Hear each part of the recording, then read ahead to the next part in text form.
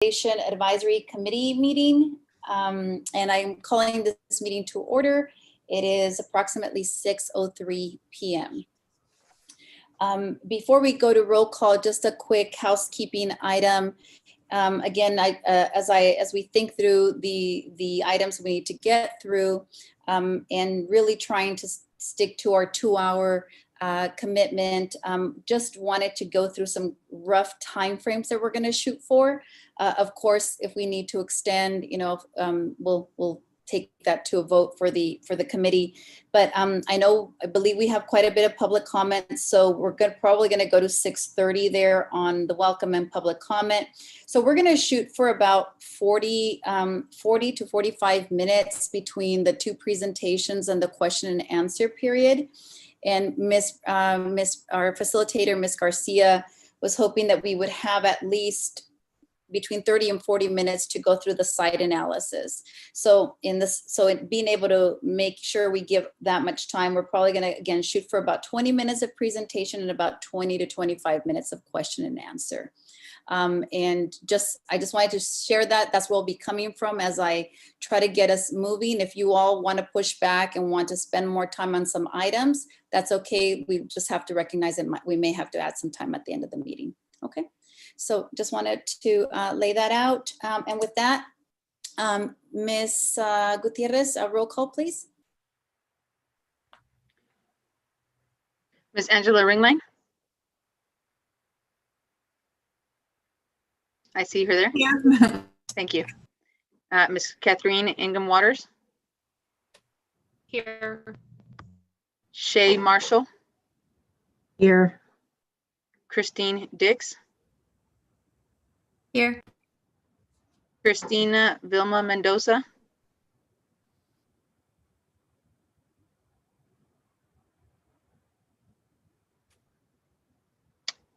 Absent. Hamilton Balon. Here. Janet Crocker. Here. Maria Ibarra. Here. Michelle Padilla. Here. Rachel Bloom. Here. Selena Nevares. Sue Eustace. Selena Nevares absent. Sue Eustace. Here. Veronica Medina. Here. Thank you. Thank you, Ms. Gutierrez. And with that, we move to item C, which is the superintendent's welcome. Superintendent Triplett. Thank you, Chairperson Martinez. Good evening, everybody. It's good to see you back. I'm not a lot to share before we get started because I know we have a very full agenda, but just want to appreciate everybody for the work they're doing and for all of the efforts to as we go through this process. The one thing today, so we're going to see the education data, and then we're also going to see the financial and the transportation data. So that's what we'll be looking at. And then, of course, we'll be applying it to the criteria. And that's Ms. Garcia will take you through that. I do want to say that while this is a really difficult process, I think it's also important to remember that because we have schools that are below a certain threshold of enrollment, it's challenging for us to provide all of the services that we know that our kids really need to flourish. And so part of this process, I think in when we get through it, is that we will be able to provide more services for our kids. There's, like I said, a threshold of enrollment for schools. And when you're below that, it's really hard to sustain the school. But when you're above that, then it really creates an opportunity for more exciting programming, more things for kids. And so I would love to see us get to a place where we had music and art for all of our elementary schools, and a place where we could continue to build out the STEM program and really continue to develop environmental literacy across all grade levels, and computer science, robotics, and rocketry. So those kind of things are possible, but we do have to make the hard decisions first. And so again, I really thank you all for being in this work with us. Thank you, Superintendent. And with that, we move to item D, which is public comment. And is that Ms. Croce? Or will you be reading those? Okay. Yes, And, I will. Thank you. Sorry, so before we get started, timekeeper, will that be Ms. Gutierrez? Or we need two timekeep. So sorry, the 20-minute and then the individual comment. Correct. So Ms. Croce will be taking care of the 20 minutes and I'll do the individual 3-minute comments. Okay, perfect. Thank you so much.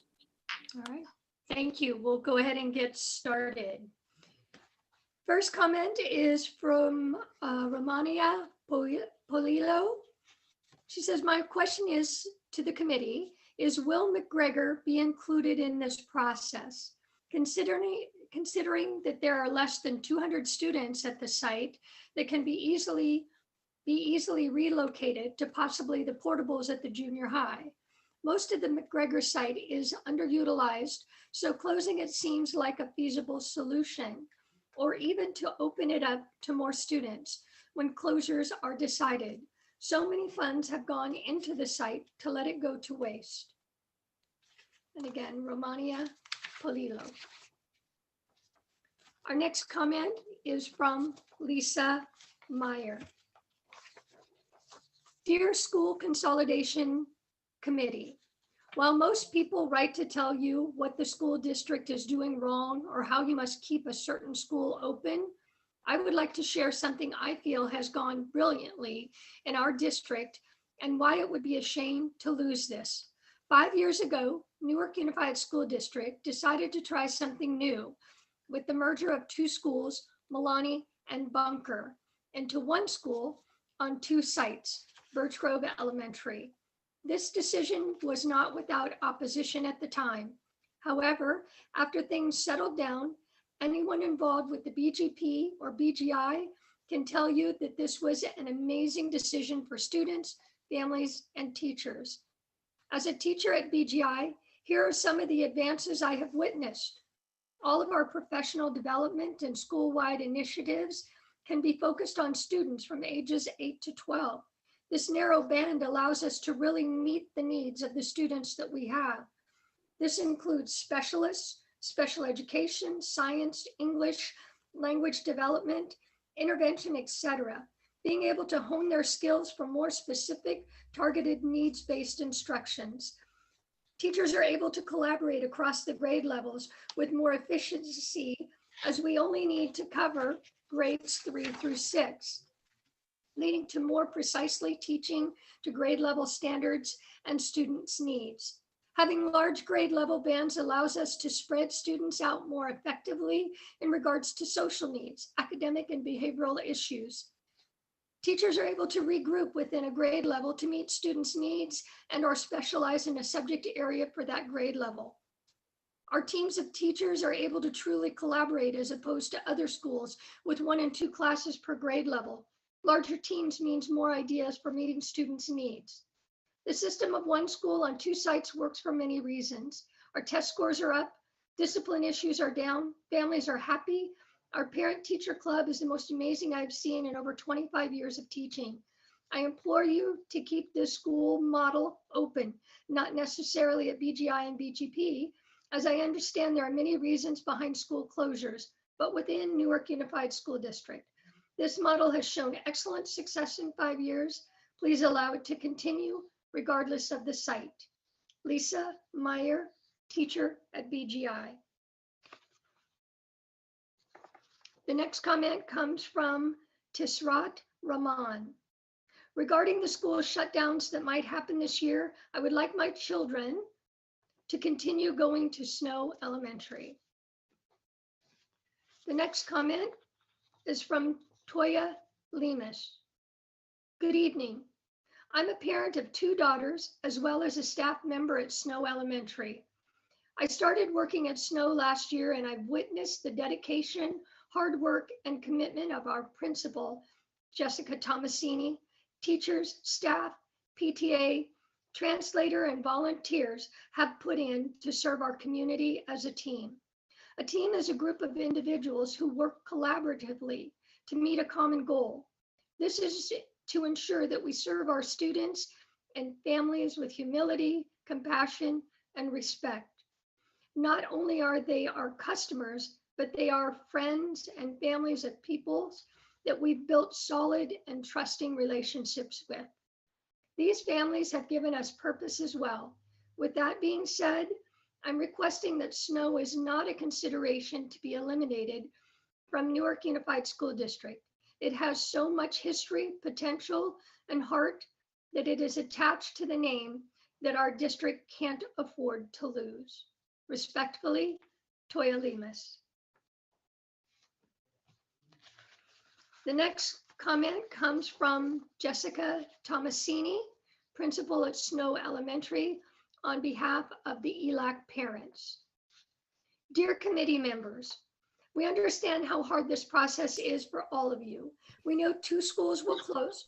We just hope that one of them will not be Snow. You might see a regular school from outside, nothing special, but let us tell you a little bit about inside of Snow. Our school is special. Our kids are what is most important to us, and taking care of them is part of that. At Snow, our teachers work hard each day for our kids, and they are the best. They go above and beyond for our kids, always motivating them to be the best that they can be. Our teachers are a part of each family. They truly care and give up their lives for our kids. Some loved our school so much as students that they came back here to teach. Others have spent almost their entire careers here as teachers because of the great environment for all our staff. Jessica Thomasini is our principal, and she is awesome. The English learner community feels welcome and supported by her. She has gone above and beyond to help our students. When she was our intervention teacher, she was a huge part of why so many of our kids were being reclassified each year. Again, that matters because these are kids that have a harder time in school and have a chance to move beyond that to have a chance at a great future. She started at Snow and has cared enough to stay and keep working with us. The English learner community appreciates all she has done for our school and what she continues to do to support it. Snow recently adopted a SEAL program, and it is something that not only our teachers are happy about, but as parents, we are too. It is a teaching model that helps students succeed with proven training and results. The focus of SEAL is to support English learners, but the strategies that our teachers are learning will benefit all Snow students. By working closely with our SEAL coaches, Mrs. Thomasini took advantage of an opportunity for all of our teachers to receive some training on SEAL lessons and units early in the school year. Snow's teachers continually seek out learning opportunities in order to support all of the students, especially our neediest students, such as our English learners. Based on the schools that are closest, Snow kids would miss out on SEAL because Kennedy does not have it. That matters. In the last meeting, each school had a list of what was something special about the site. Some had special fields, etc., but Snow had nothing. That is not true. We have an amazing garden. Actually, we have several which are used for learning, and one in particular has many fruit trees. All of our teachers have been able to use the gardens in many lessons because it is nature at its best. Not Thank just you, a Ms. picture or a Thank video. Thank you, Ms. Croce. Thank you. The next comment is from Janine C. I am a mother of 2 students who attend Snow Elementary. I would like to voice my concern for Snow or any school to be closed, as all schools may not be at full capacity. Housing is going up, families moving in, and the rise for seats are rising. With closed schools now, we are setting ourselves up to overflow and transferring people out just like other districts. Traffic and community.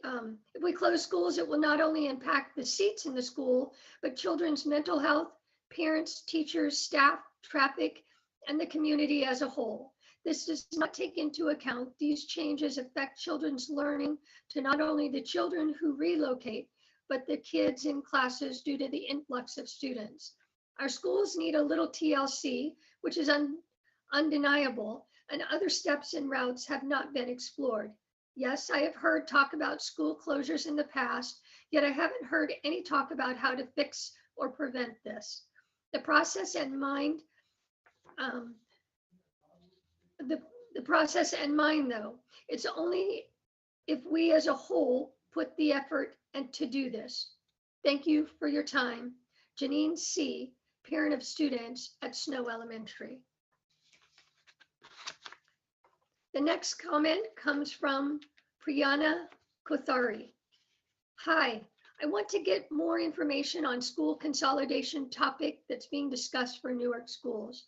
I want to know if our homeschool will be the one impacted. Thanks, Priyanka. Our next comment comes from Michelle Charles. To whom it may concern, I am Michelle Charles, the office clerk at H.A. Snow Elementary, and I am writing this letter in hopes to keep our school open. This school has amazing teachers, students, staff, and parents who have created a great foundation for learning and supporting each other. I see firsthand the dedication our principal and teachers have with our students. While Snow is a learning institution, we see it as a place where we take professional interest with the students and help them work through problems. We create an environment where students feel comfortable and understanding that we are here to help them learn and feel safe and feel a sense of comfort, which allows them to succeed. Please consider the disruption the move would have on the students and their families. Thank you, Michelle Charles. Our next comment comes from Aaron Yu. Hello, Newark Unified School District. I was a student at Snow Elementary School and now a student at Newark Memorial High. I heard about the potential decision to shut down Snow School, and I am utterly devastated by the news. I had some special memories in Snow, especially with my special circumstances coming in. I had transferred into Snow as an immigrant in 3rd grade, not knowing any English. Snow was a safe environment, which I never felt threatened or inferior in my slow process of learning in this brand new world. I believe the inclusive nature of staff taught my fellow students to not discriminate against me, which made a whole world of difference when my expectations of being bullied were, thankfully, shattered. I understand that my personal views may not change a major decision such as this, but I just wanted to put my own experience out there to show how important Snow School was in making me feel safe in the learning process. Thank you, Aaron Yu. Our next comment comes from Katie King. Hi, I would like to express my concerns over the possibility of my child's school closing. She is enrolled in Snow Elementary and loves it. It is a great school and has always been very important to the families who live in the neighborhood. We live directly across the street and have enjoyed Snow School and all of the teachers and staff. It will be a huge adjustment for my child to have to start at a new school. She already struggles with school, and I worry this will negatively affect her. I also feel that this is the worst time to close schools and merge kids into the remaining schools we have. We don't know when the COVID-19 pandemic will get better, so putting more kids in each school could be a determinant to their health. Thank you so much for giving me a chance to comment on this matter. Katie King. Our next comment comes from Tina Berry. Good evening. My name is Tina Berry. I am not only a lifelong resident of Newark, but I am a product of Newark Unified School District as well. There was no question in regards to my own children that they would be NUSD students as well. The purpose for my comments tonight are in regards to our district's need to consolidate school. My love for the city, our schools, the community, and more important, the students of our schools. And I have watched every one of the school consolidation meetings. Actually, there are no words to even come close to describe in nowhere near a positive direction what I have seen taking place at these meetings. Here are the takeaways from each of the meetings. I have listed them in order from the very first meeting until today. The committee wanted to be independent and didn't want two board members to be the chair and vice chair. The board members insisted on being the chair and vice chair because the purpose charge document listed them in that role. The facilitator caught on video after the first meeting saying, "Get the committee under control." The board members changed themselves to non-voting members, even though the purpose charge document only lists the superintendent as a non-voting member. The committee was provided the criteria sheet and given the scoring methodology. They did not develop the criteria themselves, as the purpose charge document states. The original classroom and portable information was incorrect. Several committee members asked how the portables were, and the facilitator said that that information would be available at the facility meeting. The age of the portables was not provided. After a sarcastic remark from a committee member who asked why they were even meeting since the facilitator was doing all the scoring without input from the committee, the criteria sheets are now filled in before the meeting by the facilitator. Several committee members wanted the calculated the capacity at each site without portables. The facilitator gave excuse after excuse why that shouldn't be an option. Finally, board member Nguyen asked for the facilitator to create another column, removing the portables and reassessing the criteria score. The facility meeting used inaccurate deferred maintenance projects to score the school sites. The budget information for this week's meeting shows a $3.5 million projected deficit, which is projected a full year further than any current NUSD budget. The cost savings slide only lists certificated salary and benefits, plus books and supplies as a transferable expense from the old site to the new. However, CSEA members, thank you. Thank you, Ms. Thank you. The next comment comes from Jessica Thomasini on behalf of Snow's fifth grade parents. Dear School Consolidation Advisory Committee, our kids have grown up together, and in a sense, we are all family. All Snow's parents are very concerned with the possibility of losing our beloved school, as it has been a stressful time, and we can only imagine that the committee members feel it as well. Snow is a great school with amazing staff and a sense of belonging that they all give each day. We love that all go the extra mile to help our families when we need them. We hope that you do not decide to close Snow, because it is an amazing place that we are proud to call our home school. It cannot be replaced. We are writing this letter for another reason as well. As fifth grade parents, our kids could be directly impacted by another decision that the committee has been given. As Snow's fifth grade parents, we would like to ask that you do not transfer our kids to the junior high next year. Our kids will have left their own surroundings that they have been in for 6 years as fourth graders to possibly never come back. It seems that our sixth graders are quite young to be exposed to some of the things that happen at junior high level. We know that many school districts in California already exist that way, but maybe they don't have what we do. We live in a small town compared to others, and we have the possibility to continue housing our sixth graders at each site. The junior high would be overcrowded, and the elementary sites would be more empty than they are now. It seems unnecessary to make a move like that, financially, academically, and even morally. Our schools aren't at capacity as it is. Plus, as parents, the last thing we want is overcrowding, especially with not knowing how long COVID will be an issue as it is now. Something else to think about is that after distance learning scenario, our kids are already stressed because so much of their life changed in a snap. Some know about the school closures, and many are worried about that too, not to mention the daily struggles of getting their work done. Do we really want to add another factor to their stress? Will we have enough mental support for students that need it? Mental support is something that all sites ask for more of.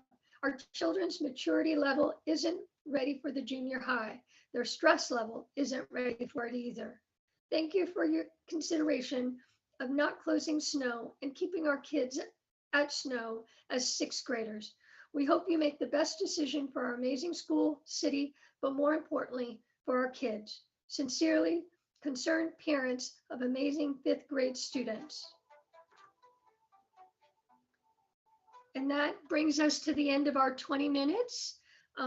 The additional comments that were not read will be included in the minutes. Thank you.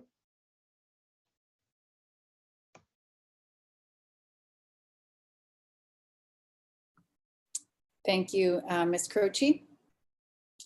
And we move to item E, which is the approval of the September 24th meeting minutes. May I have a motion and a second to approve? I move to approve the meeting minutes from our last meeting. Thank you. Sorry, Chair. Was that Ms. Catherine? Sorry, Ms. Ingham Waters moved. Okay, thank you. Yeah, may I have a second? I'll second. Ms. Padilla. Padilla, okay, very good. And can you go ahead and please take the vote, Ms. Gutierrez, or will they be using the raising of the hand? Mhm. Please do the raise hand option on Zoom if you vote yes.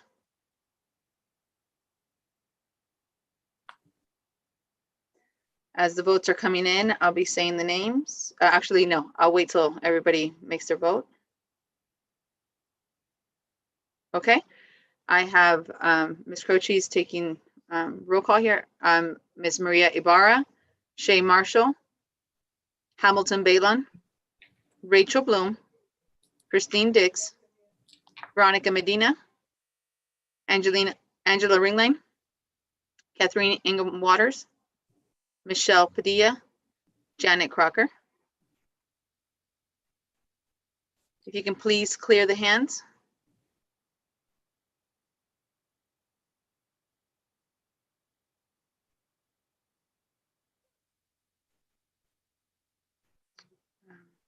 I believe that was everybody, but I will confirm with please raise your hand if there's a no vote.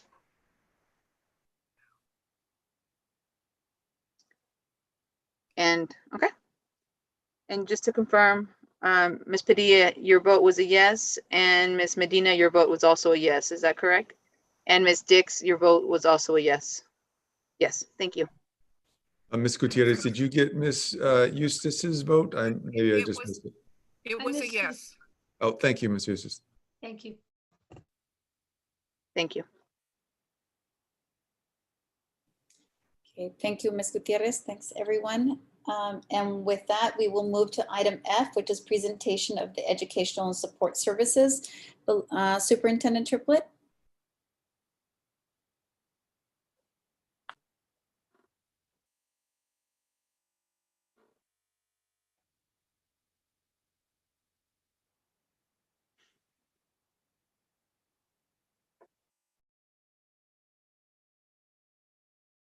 Dr. Triplett, you're on mute.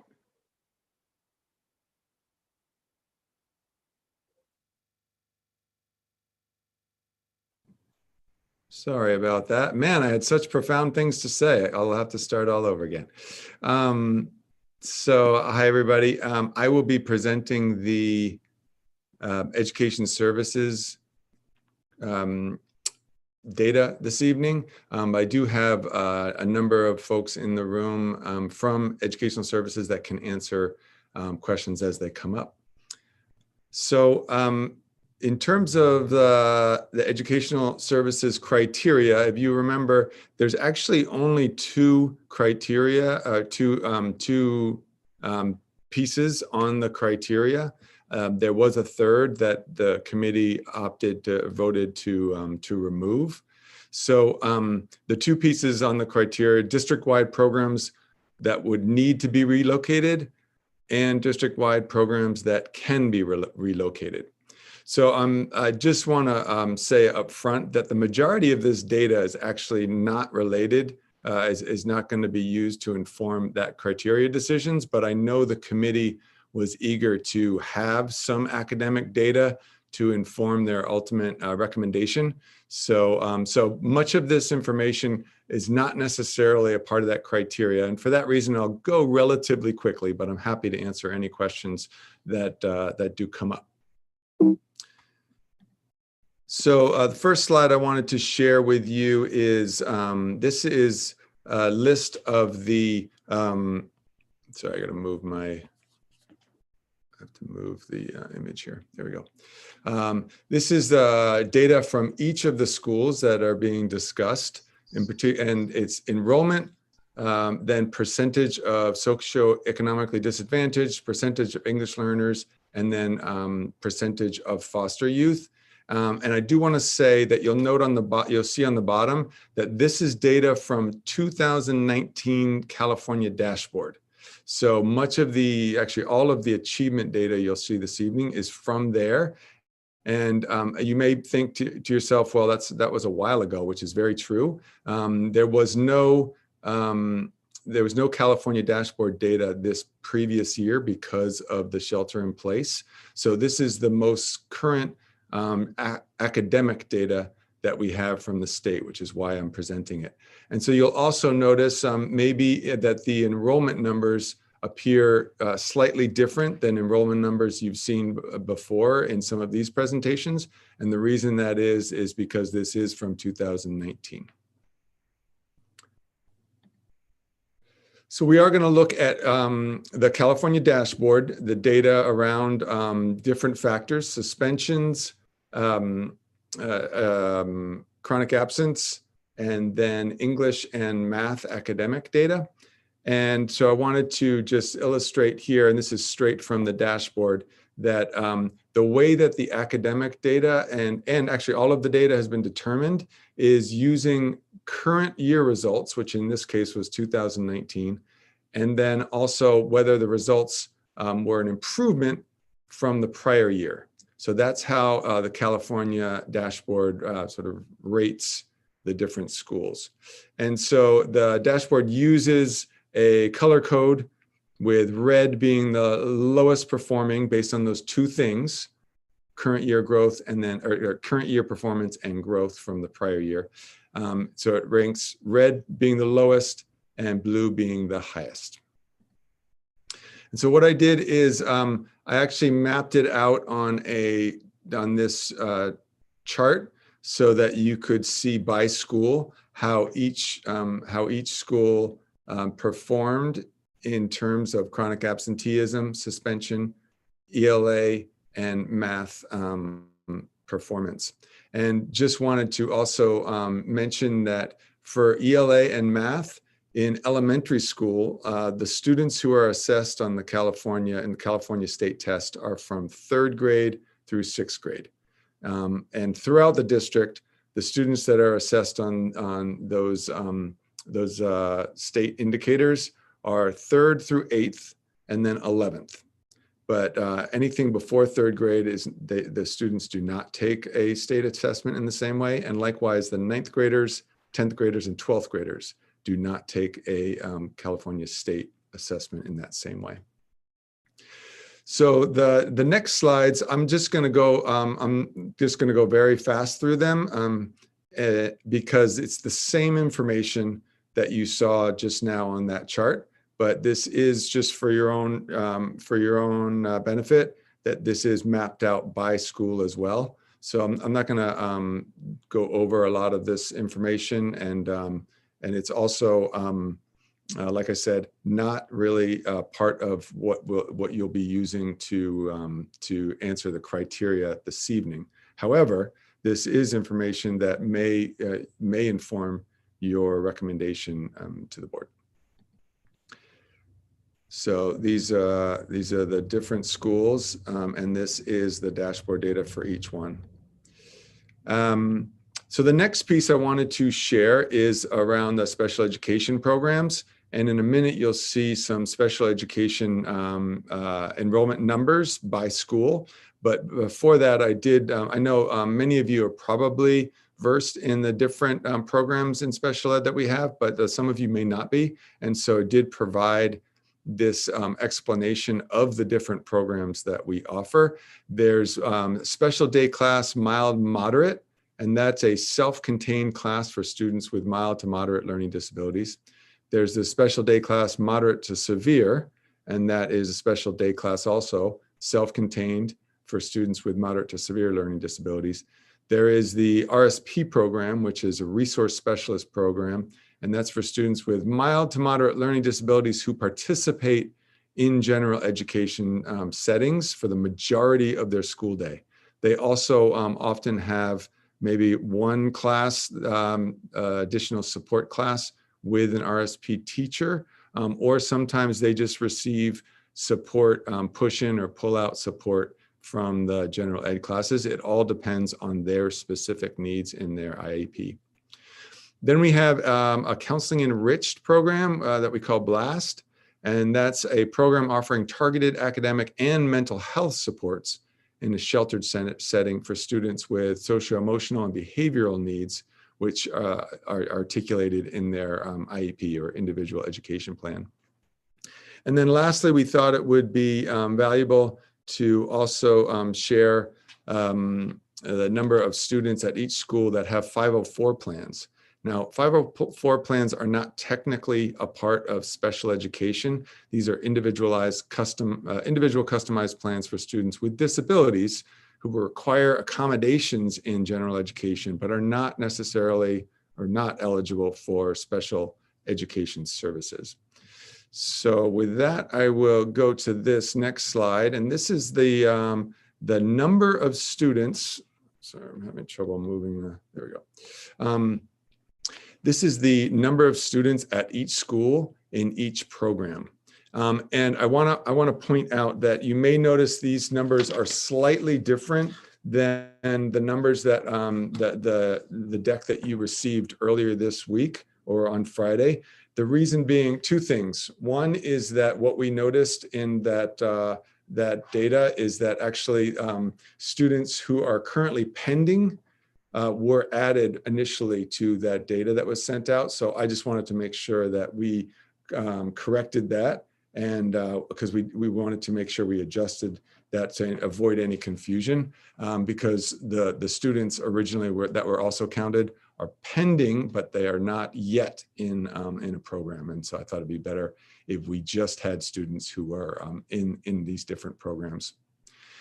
So you'll notice that where there is more than one class in a given school, we noted that. So for example, just as an example, Lincoln, you can see there's 23 students in the SDC mild to moderate program, and that is in 2 classes.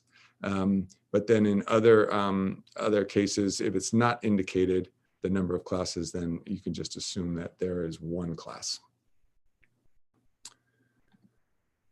And then next, and this is probably the slide that you would use most in terms of the criteria decision this evening.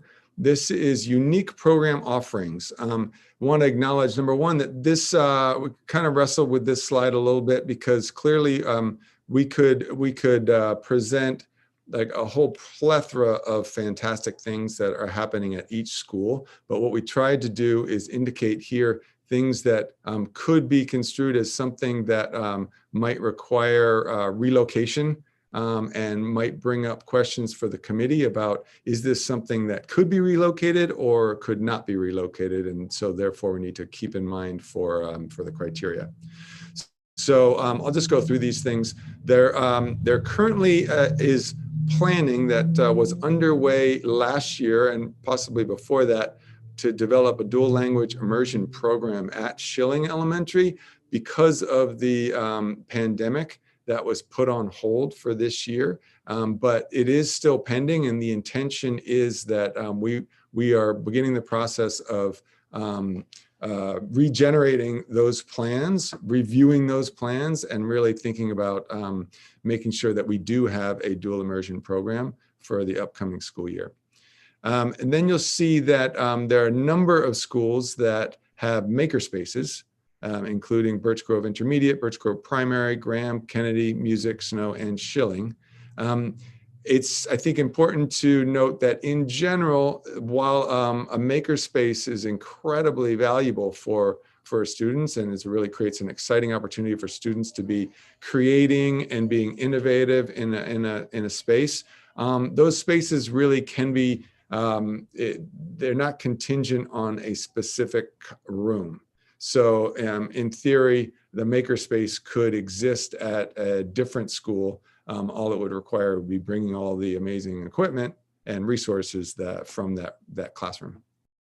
And then we do have some art and music programs that we wanted to make sure we noted for the committee. There is a art room at Kennedy that I believe is funded by the PTSA. There is the FAME program at Lincoln, which is an art program that's in one of the portables there. There is a district-wide band program at Birch Grove Intermediate. It's a district-wide program because students from all the different elementary schools have the opportunity to opt into the program, and that program happens after school. And so it's like a elementary district-wide band. And then lastly, there is a ballet folklorico dance program that has been developed at Schilling as well. But my understanding is that program is not contingent on any particular space. While it's a absolutely fantastic program, it doesn't require a specific space unique to Schilling. Then I also wanted to share out the support services that all our elementary schools receive. They receive support from a portion of time from a parent partner, and that's why it says 0.33 FTE, which is a percentage. What that means is a percentage of a full-time employee is dedicated to support at each school. Then every school has a science resource teacher. And then every school has an outdoor education science camp, with the exception of Birch Grove Primary. Every school has mental health supports. And I know that up until recently, Birch Grove Primary and Kennedy actually have not had those supports. But my understanding is that, there is a posting for positions that would serve those two schools in that capacity. So while there may not currently be a person at those two schools providing that kind of support, there are positions that are now allocated to support those two schools in that manner. Every school has a positive behavioral intervention and support program, which is we call PBIS, and that's a national program that really supports positive behavior and supports students in making good choices. And then lastly, every school has a coordination of services team, a cost team. And what that is that's a team made up of many different stakeholders that support students who are struggling, whether it be a mix of struggling academically or socio-emotionally. And then I believe this is my last slide. And this is, this articulates the academic supports and intervention that some schools have based on their population. So you'll see that in terms of Title I funding, that's federal funding, that Graham, Music, Schilling, Newark Junior High School, and McGregor campus all receive Title I funds. In terms of English language development, that we have 4 sites who are currently have the SEAL program, which is a TK to third grade program that supports English language development for our English language learner population. And then we have 6 schools that have English language development or intervention teacher. And those are Birch Grove Intermediate, Graham, Lincoln, Music, Schilling, and Snow. Initially on your slide deck, we had mistakenly omitted a Birch Grove Intermediate from the list. So that I just want to point out that that was a correction that we added to this final deck. And then lastly, the after school program Think Together, which is after school partner we have, is at 3 schools, Graham, Schilling, and Newark Junior High School. So that is the presentation of the education services. And I think, correct me if I'm wrong, Chairwoman Martinez, but I believe we're going to now have the presentation of the financial data, and then afterwards we'll take questions on both. Is that correct? We did discuss that. Just kind of gives people a chance to kind of really think through the data, and then maybe get the discussion and kind of figure out kind of where to spend the time. So if that's okay, that was the plan. We could move to the financial information. And is that yourself and Ms. Dela Cruz as well, Superintendent? Yeah, that's Ms. Dela Cruz will be leading the financial presentation. Thank you. Thank you, Dr. Triplett.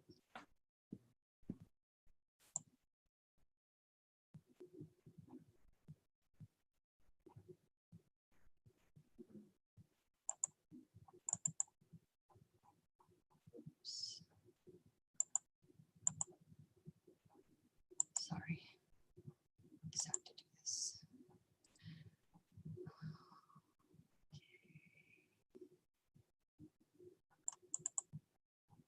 Can everybody see that? Did I do it right? Okay, thank you. Yes. Okay, good evening, everyone. So I'll be presenting the financial information and the community impacts. So initially, our board adopted the 2021 budget back in June 2020, which was based on the governor's May budget proposal. And at that time, the state budget wasn't signed yet. So when the governor signed the budget, we then revised our budget based on that final budget, which is also known as our 45-day budget revision. And this report is a snapshot of that 45-day budget revision. Please keep in mind, our budget is very volatile and it is subject to change due to changes in state and federal guidelines or the economy, our actual expenditures, assumptions, and unforeseen circumstances. So our district budget really is very similar to our personal budget. We receive revenues from different sources, which is our source of income from the state, federal government, and other sources, which is similar to our personal income, which comes from our paychecks and possibly investments like interest income and money market accounts. We have expenditures where we pay for employee salaries and benefits, our books and supplies, services, and utilities. Where in our personal budget, we also have expenses to pay for our mortgage and our rent, our credit card bills, and also our utilities. So when you take our revenues and you subtract our expenditures, we get what's known as our balance, which could either be a surplus, which means we have money, more revenues than we do expenditures, or we have a deficit, which means that we've spent more than our revenues.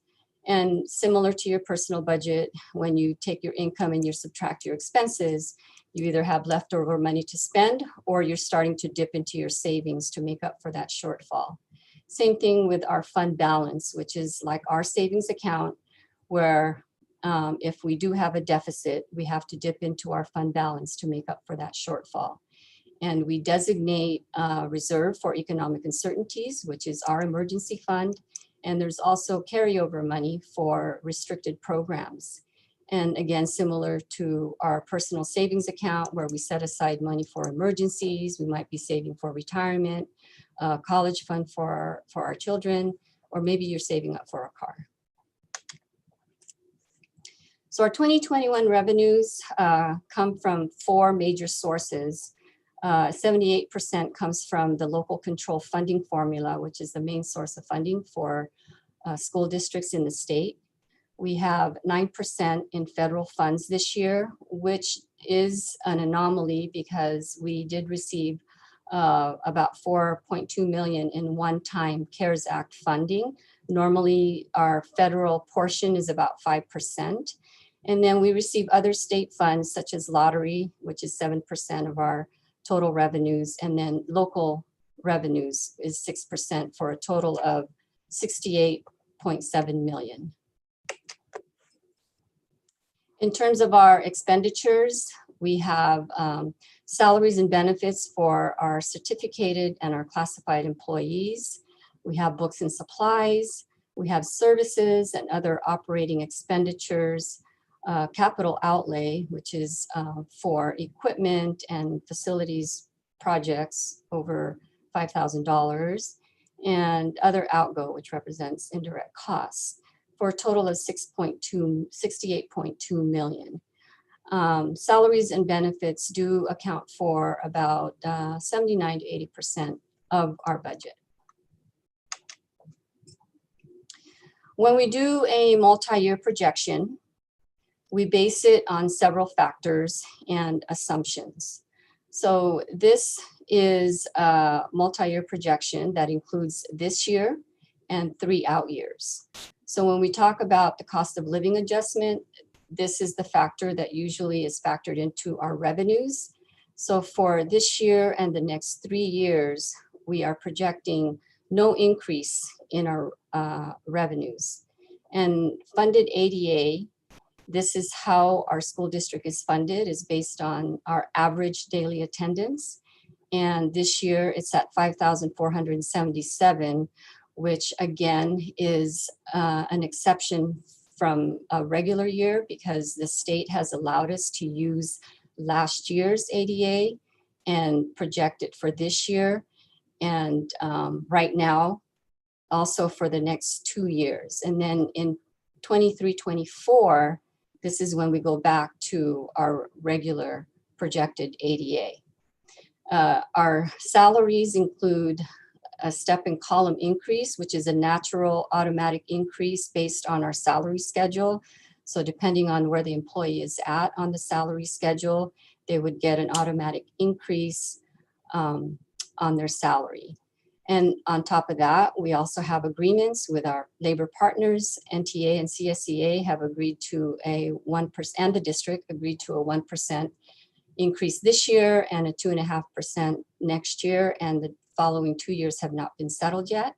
And for the management group, we have a 1% increase this year, plus 1 furlough day for budget savings. And we have not agreed or settled on for the next 3 years. In our benefits, we provide health, medical, dental benefits for our classified employees, and we're projecting that to increase about 2% in the next 3 years. And then the certificated and classified retirement benefits, the district pays or contributes to the employees' retirement. The STIR system is for the certificated employees, and that's projected to go from 16% to 18%. And the PERS is our public employment retirement system for our public employees, our classified unit, which is going from 20.7% to 26.2% of their salaries. The school consolidation closures was part of a resolution that the board had approved, which included budget reductions, and that is also an assumption in our projection for a $1 million savings for next year.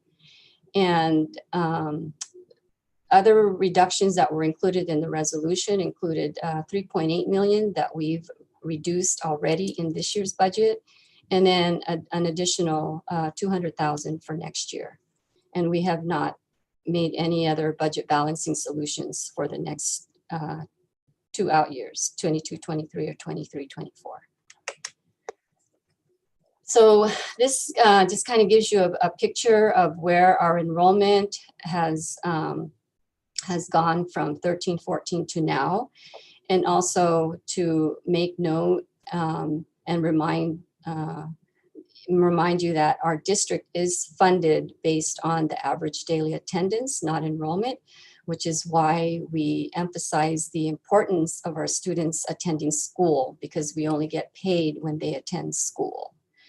Our average ADA to enrollment ratio is about 96 to 97%, which means that 96 to 97% of the time our students are attending school. And our enrollment has declined about 694 students since 13-14. The only time that it showed a slight increase was between 16-17 and 17-18, but it's been declining.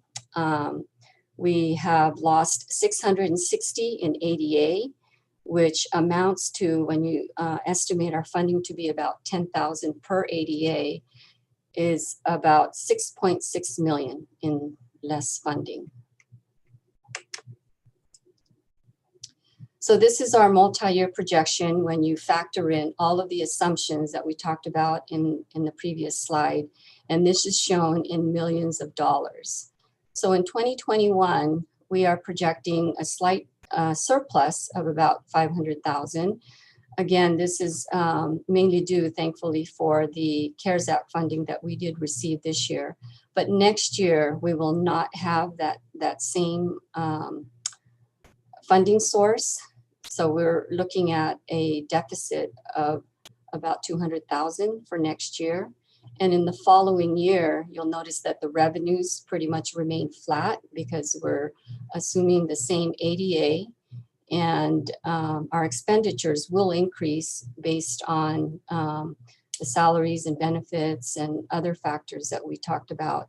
So that year we will, we're projecting a $1,800,000 in deficit. And then in the following year, assuming our enrollment is declining, so the revenues will be reduced and the expenditures will continue to increase because we have our projected benefit rates for retirement and step and column, et cetera. And with that, we are projecting a shortfall of about 3.5 million.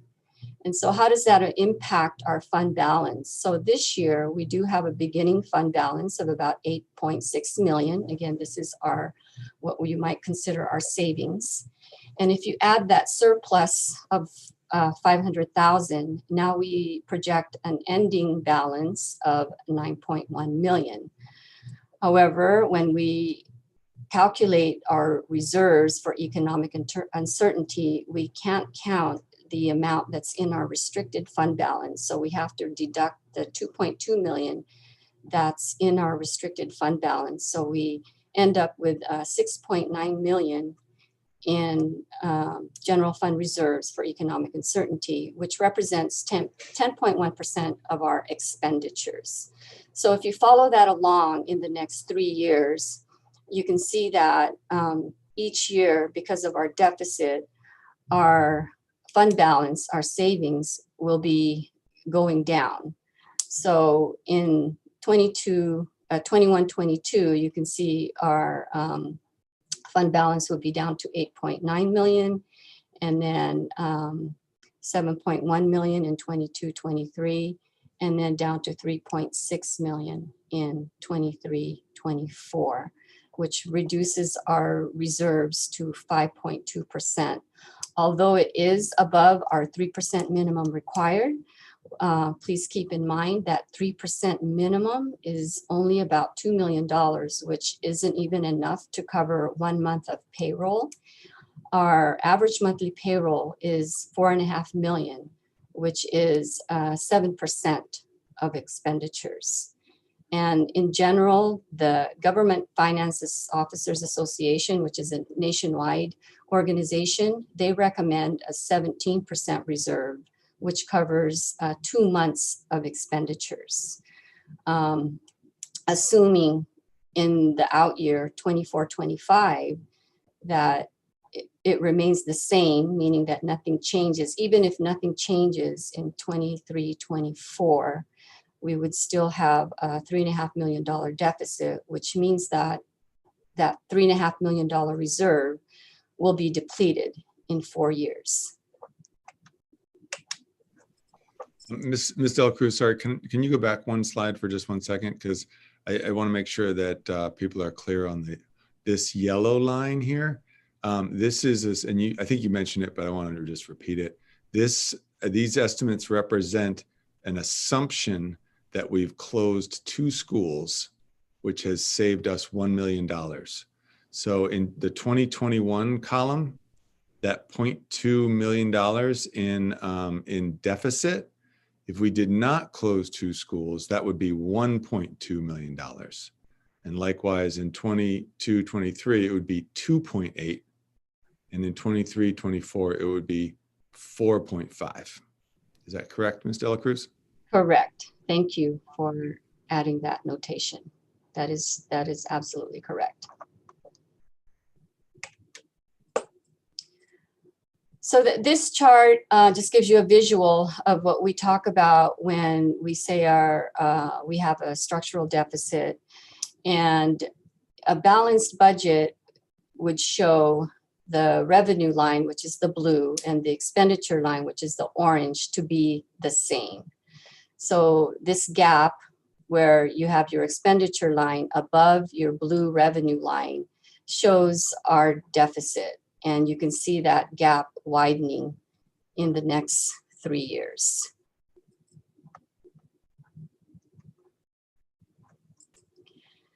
This slide is probably the one that's most significant in terms of the criteria. This is the cost by school site, and we've only included the unrestricted funds. So when we look at the total unrestricted budget and not include the teachers and salaries, teacher salaries and benefits, because the assumption is we're serving the same amount of students, and the books and supplies, we come to a net savings.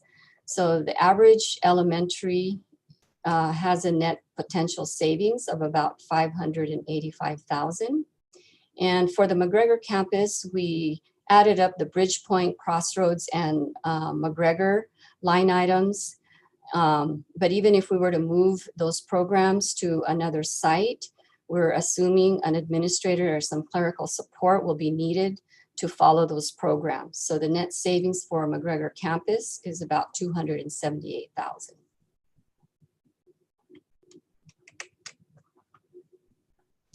So in that net savings column, this breaks it out by category and by school. So in the net savings, it includes other salaries, which are all of the other non-teaching positions and their benefits, associated benefits, and the other services and other operating expenditures, which includes utilities expenses like water, PG&E, and equipment leases and maintenance. The projected savings in our multi-year projection per school closed is $500,000. And again, the net savings for McGregor is $278,000. As a note, we do recognize that there may be a need to maintain certain classified positions. And so in that regard, the total net savings could be reduced. Some safety and community impacts. At Birch Grove Intermediate, we know that there's a traffic flow issue with drop off and pickup because it gets really congested. The school is located in a cul-de-sac. There are some railroads between the Birch Grove Intermediate and Birch Grove Primary boundaries and the Music Graham Schilling boundary, and also the Lincoln Schilling boundaries and the Snow Graham boundaries. Thornton Avenue, which is a busy main street, it crosses between the Music Graham boundaries, between the BG, Birch Grove Intermediate and Birch Grove Primaries. And right now, we only provide transportation for our special ed students. And this is the spreadsheet that you've seen before that shows the distance between schools. So the highlighted the cells are the 3 closest schools to the ones on the left. And the furthest is from Birch Grove Primary to Kennedy, which is about 2.8 miles. And the shortest distance is from Snow to Graham, which is about 0.7 miles. Some other scenarios and alternatives possibly could be to move 6th graders over to the Newark Junior High School, to move the adult education of the Bridgepoint Crossroads program over to Newark Memorial High School, and then converting Birch Grove Primary and Birch Grove Intermediate back to TK6 or K through 6. Thank you very much. That's all I have. Chair Martinez. Thank you. And I think at this point, we will open it up for questions. We're running a little bit over 5 minutes behind here, but I want to make sure that was a lot of information. Certainly, Dr. Triplett, the information that you shared initially, and then this presentation on the financials. So wanted to make sure we open it up for questions, and let's maybe start with an initial 20-minute target and with a window of time. And if we need to extend, we'll go ahead and extend. And let me go ahead and open my participants. And Ms. Bloom. Ms. De La Cruz, can you go back to that savings slide, like the slide that says how much you save? Oh, okay.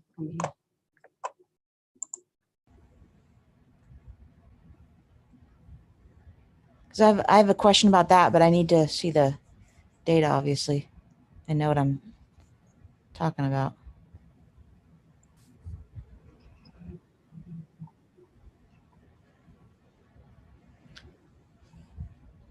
That one? Yeah, so like it says teacher salary and then benefits and all that, and then net savings. But like if let's say Graham closes, it seems like we're saving 622,000, but those kids are moving somewhere else. Class sizes aren't changing. The teachers just go to the other site. So like I don't understand how like you actually save the money. Could you explain that to me? Yeah, so if a facility is closed, then the assumption is all of the utilities and the operating costs for that school would be the savings. Sorry, Ms. De La Cruz, I think it's the next page is what it's kind of the detail of that 622, right? This one here. I think that's what Ms. Bloom was asking about, right? Okay. Yeah. So this is the other salaries and non-teaching positions and their benefits and other services is what we would be saving. Oh, so other salaries, like not the teachers, but other things? Mm-hmm, yes. All right. And do we know what the other salaries are? Because maybe 4 lunchtime supervisors are okay with X number of kids, but if more kids go to the school, they're going to need more lunchtime supervisors, right? So like how like what are the other? And that's part of the notation, and what I mentioned earlier is that there may be a need to maintain those certain positions. I mean, but it's not may need, like we do need. So I think that in the spirit of we did say last time we're going to make sure everyone has a chance for a question, but I think just to clarify at least, and maybe this is the way I heard it, Ms. De La Cruz, your assumption is a $500,000 right savings. So in some instances, what we're showing per school, what you're showing is a significantly higher than that. 500 is the average. So I think that's the little box on the side, Ms. Bloom, is that, yes, I mean, that is, if every single position was eliminated, 622, the reality is that there's probably some number that's going to have to get walked back, right? I think what we're wanting to make sure is that that $500,000 that was committed to the board, right, is substantiated. Is that correct, Ms. De La Cruz? Yes, that's correct, Ms. Martinez. And just to be clear, there are some other positions that are funded out of restricted funds that are not represented here. So it may be, Ms. Bloom, that some of the some positions you might be thinking of, not all, but some might actually be funded out of Title I, for example, or something else, which wouldn't be on this. Okay, Ms. Dix.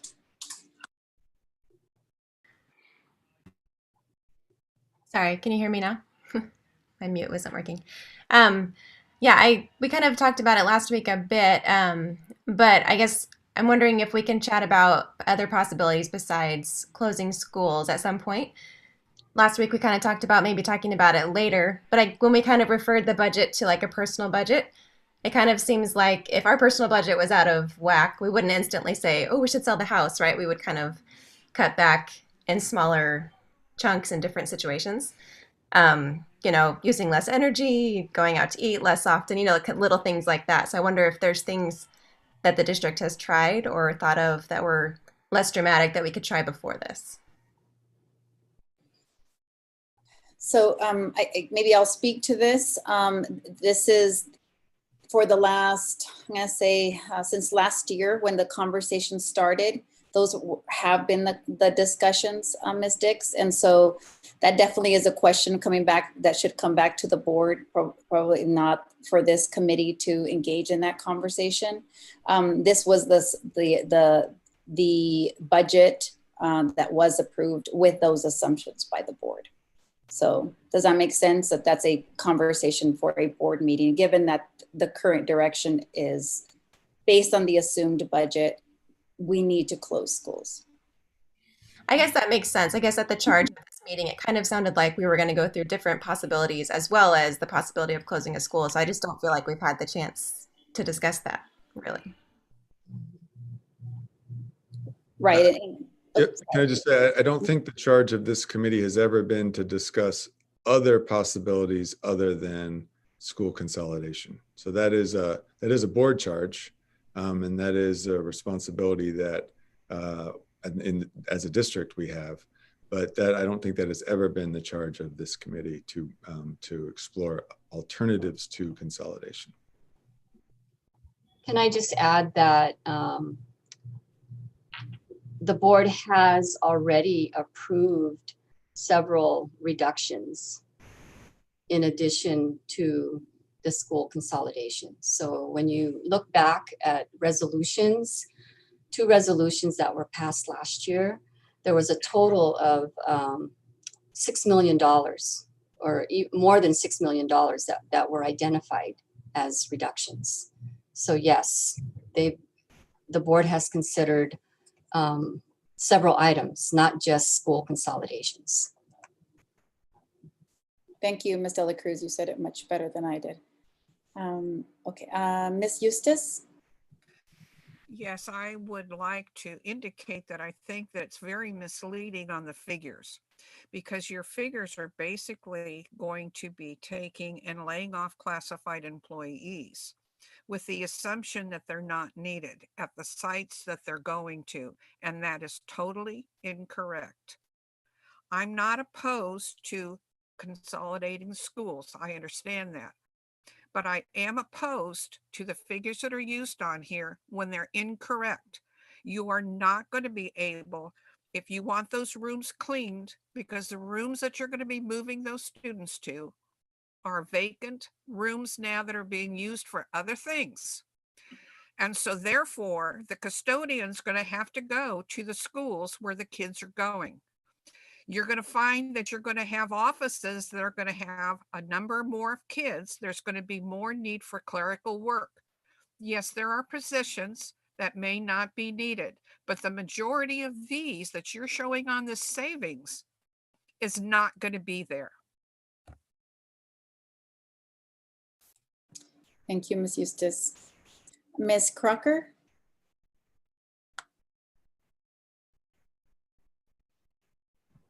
Thank you. I just want to put a couple pieces of information out there, and then I want to make a comment. First of all, when my kids were in school in the 70s and 80s, we had 15,000 kids in the school district. We had the same number of facilities as we do now. We closed a high school because we had built a high school, and then we found that the population had dropped so dramatically that we had to close, consolidate, or put the two high schools, merge them together. And that's when get rid of the junior highs, and that's when the junior high moved to the old Newark High School facility. So consolidating and shrinking the facilities we have is something we have done on a regular basis. This is nothing new. It's something that you have to do when you find that your needs change. When we have under 6,000 students, we cannot maintain facilities for 15,000. It's crazy. It's crazy to even think about it. So whether you're talking about savings through maintenance, whether you're talking about savings through salaries of duplicate services that may or may not be transferring with the kids, we still have got to find a way to cut down how much money is bleeding out because we have small elementary schools. It's crazy when we figure we have 8 elementary schools for the student population that we have now. We've had 8 elementary schools for a long time, and we've had much higher population, up to a point where it's almost twice what we have right now. I think part of what Ms. Bloom was talking about is there's a frustration when people say, we're going to make these cuts, but we're not specific. And then it turns out the cuts can't really be made. And I think this has happened in the past when we've talked about cuts. So I think it's really important that the cuts be clear and be true savings. If you have 2 fewer elementary schools, you have 2 fewer libraries. There's a savings there. What else would be duplicated if we could get rid of duplicated services that would happen? So I think that's an important piece of information that people need to hear. So that, keeping that in mind, I think that it's important that the people in the schools believe that it's really going to save. And if the savings is in the fact that we have to maintain old buildings and we have to get rid of some of the old buildings, then we need to do that. But it's got to be based on facts and not on the fact that we assume that there's going to be something that's going to save money because we're closing 2 schools. So I think it's really important to be specific. Thank you. Thank you, Ms. Crocker. Ms. Padilla. I just wanted to comment that there was a school or a district revenue committee last year that I was on. So just in response to Ms. Dick's comment, there has been a committee looking at how we can generate revenue for the district and reduce costs. That was in last school year. Thank you, Ms. Padilla. Ms. Ringline? I actually have 2 questions. One is Ms. De La Cruz's presentation it kept the enrollment at the same number, but I thought as we were talking about developments and all the students that those might potentially bring in, I thought our enrollment numbers were going up. So I feel like those numbers could be off because of that. We're not considering an increase in enrollment because of potential new students from developments. The other thing was I wanted to bring back Ms. Dix's comment and disagree with Superintendent Triplett that number 2 on the committee charge does actually say become fully informed on the district's current and future financial situation, issues, and challenges, and consider strategies to maintain the district in a sound fiscal condition. Well, we've been looking at the financial situation and issues, but we haven't considered strategies. We haven't been informed on what things have specifically been done, and we haven't discussed as a committee other strategies that we can be doing. And that's number 2 on the committee charge.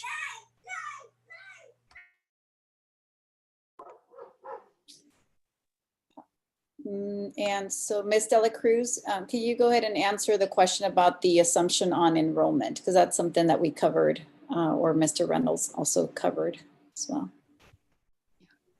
So on the enrollment, we are projected to increase just very slightly, I believe in the second or third out year.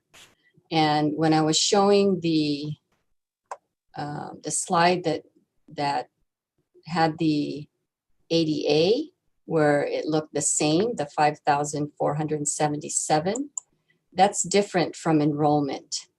So 5,477 that I showed in this year and the next 2 years, that's the average daily attendance, not enrollment.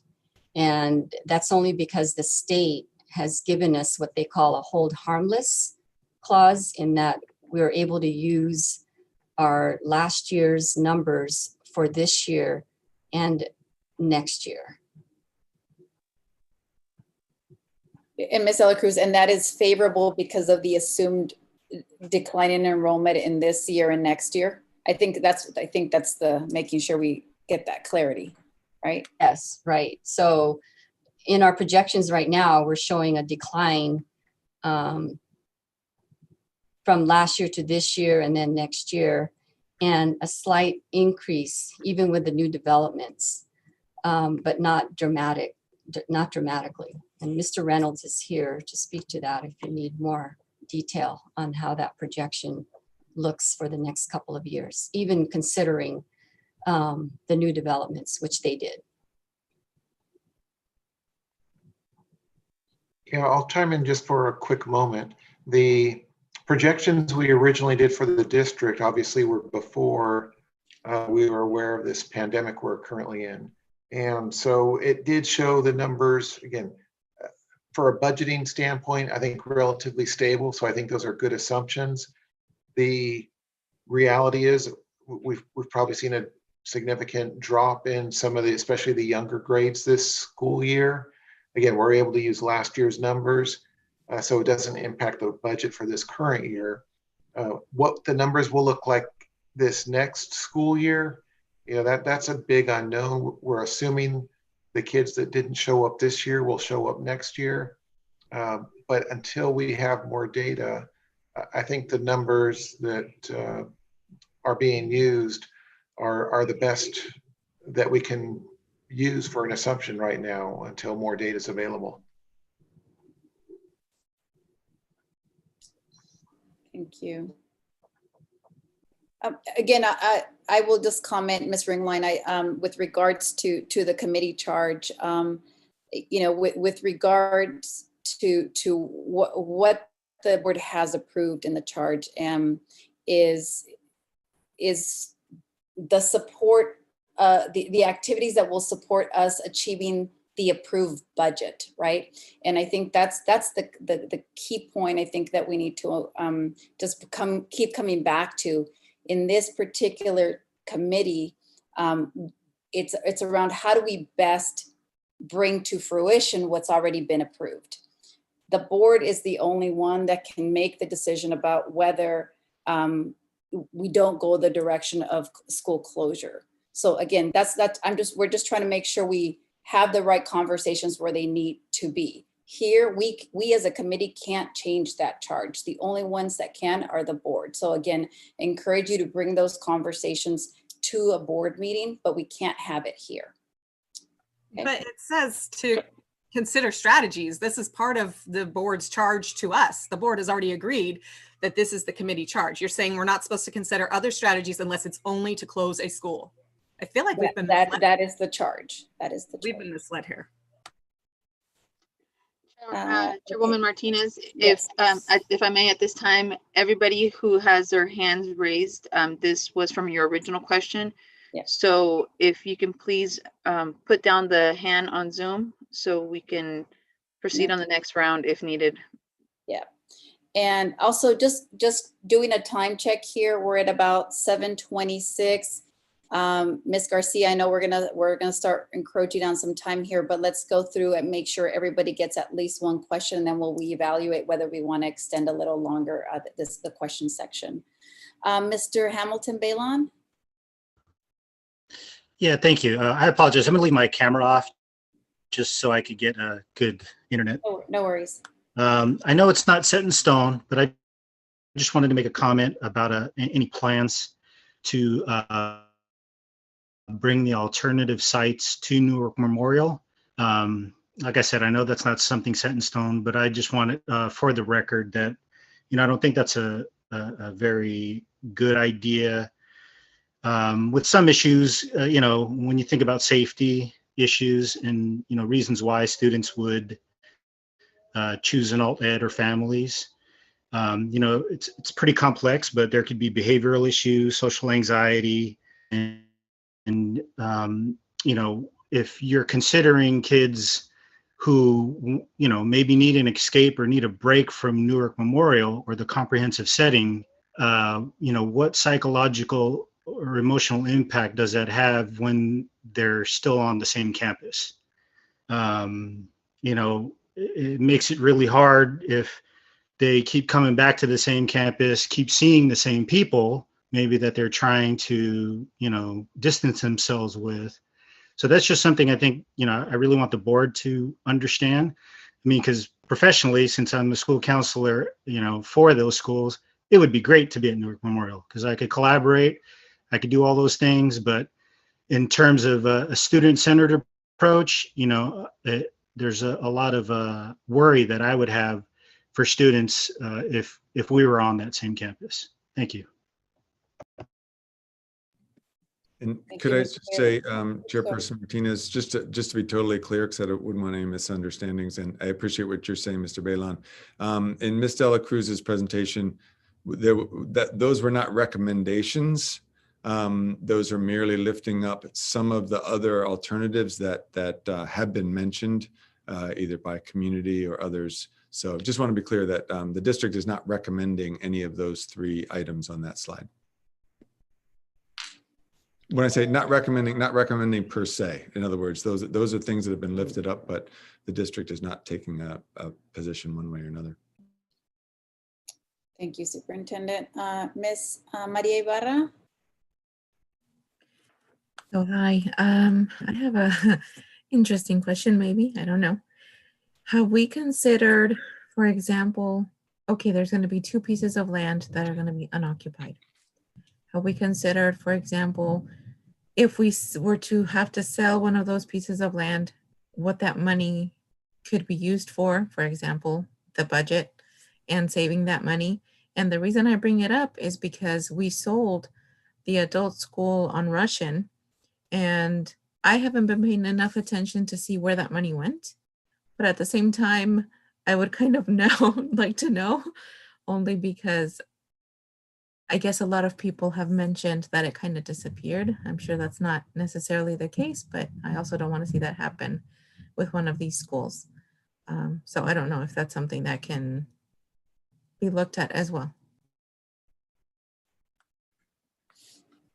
If I could, Chair Yes, go ahead, Ms. Garcia.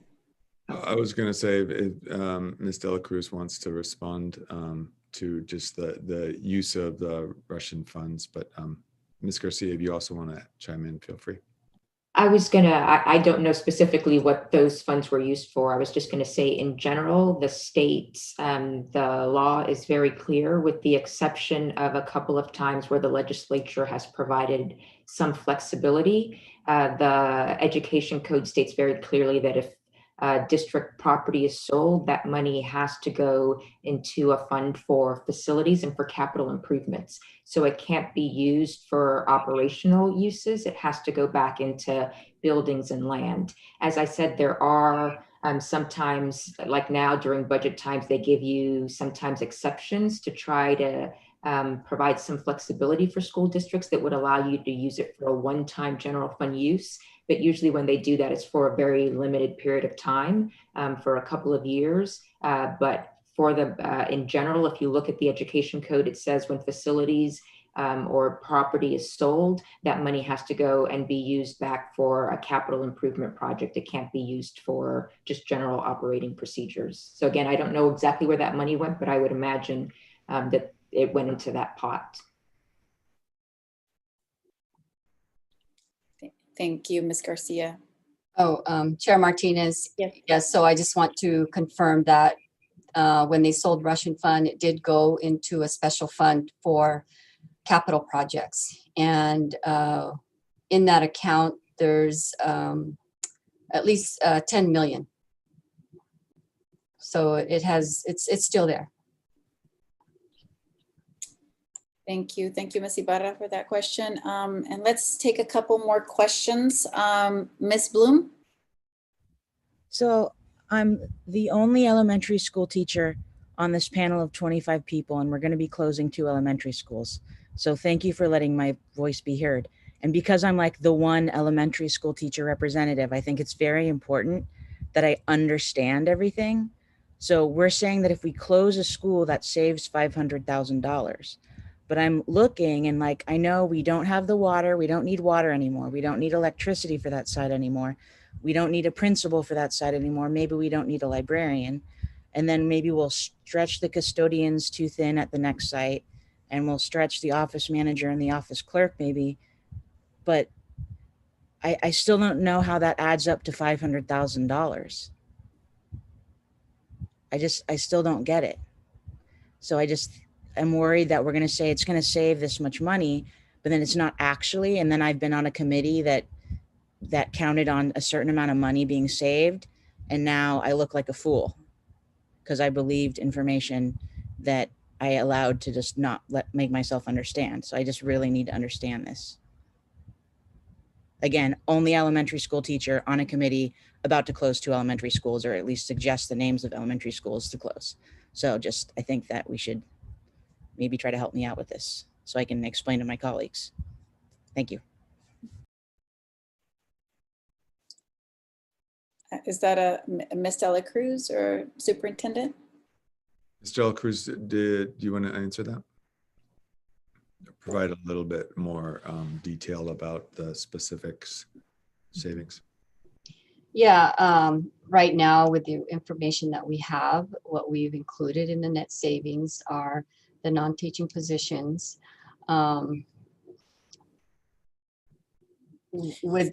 So sorry, Ms. Dela Cruz. I think just because I think we've stated that. So I think what we're saying, just clear language to Ms. Bloom's point, is every classified position and a principal position that's not Title I funded to the clarification that, so cafeteria staff, office staff, maintenance facilities. Mm-hmm. That's pretty much, I mean, those are pretty much the categories. I'm sorry if I'm missing another large one. Okay, so I know I'm super sorry. So like we're not carrying over like the lunchtime monitors because there'll be like more kids at the other school, so like they need to be supervised. I just feel like this is one of those, like, we're not being realistic, you know, like my whole classroom count thing, and we're not like working off of accurate data. Miss Eustace, please help me out here. As best I can tell, you would be including the head custodian, the night custodian, which the rooms that they're doing now at the school you would close, they would be moving into vacant rooms at other schools. They're going to have to be cleaned. As best I can tell, you're not going to be able to lay them off. The head custodian probably would become a night custodian, so he would drop in pay. Your secretary, your clerk, but that office work and helping teachers is going to go to another school. I don't see that being fully full either. Your food service person is part of the food service program. They would not be involved, as I could see it, because they're part of the food service program where they serve, where those kids would go. They would move that person there to serve the food there to those kids. You have a librarian. So maybe the librarian, being that you would eliminate one, that would be a reduction. Your childcare people are a separate program. That's not going to be them because they would go to a new childcare program or more kids in that program and would be there. So I'm at a loss as how they save the money that they are projecting in these figures. You have campus monitors that are hourly people. They're not part of our bargaining unit, but a lot of them have other jobs to fill in the time. Yeah, sorry. So- And thanks for, sorry, Ms. Houston, sorry, I didn't want to cut you off, but I did skip other people that another person that had their hand up. But I think with regards to the number and, you know, I think Ms. Dela Cruz, really you're in the best position to answer that question. If we go back to the page, right? Because I think I want to make sure, you know, we're all looking at the same set of numbers. There, in some instances, the projected savings per campus is significantly over the $500,000, right? So we're definitely not here when we're at this. I don't know if the intent of this meeting was, and I think maybe that's the clarification, and maybe Ms. Garcia, you can help there, was the intent to go through every specific position and do a yay or nay. Frankly, at the end of the day, I think, in my humble opinion, made sense. You know, the superintendent and team would have to make those recommendations. But what is your thought, Ms. Garcia, in terms of the level of detail we should be going into, we'll call the bucket of savings at this point? So I was going to say, from an outside perspective, and I think they tried to capture it, Ms. Dela Cruz tried to capture it in somewhat with the red box in the conversation that we've been having, is the first blush assumption was to cut all of those positions. And there is, as Chair Martinez mentioned, a lot of them have savings well above $500,000. And so that really is going to have to be part of the conversation that the board is going to have. The hard position that your community finds itself in is that it needs to find a savings of $1 million in order to make sure that it fills those budget holes for those coming years. And so you as a committee are trying to provide the board with, based on this other data of these schools, which would be the ones that would be recommended to close if schools have to be closed. And the board is going to have to make the tough call of, and I'm making this up, there's only, you know, one janitor that right now is cleaning 10 classrooms, might have to clean 15 classrooms, or et cetera, because they have to figure out how those budget numbers are going to work and where they're going to come from. They are going to have to make that call. And I would imagine with your input, going to board meetings and having your say at those board meetings as well, as to what positions are going to remain, what the loads are going to be at the different school sites, how they are going to staff the remaining schools in order to be able to provide the programs and services to your students that you need to provide in order to have functioning schools. So I don't think that for this committee, it's a conversation of,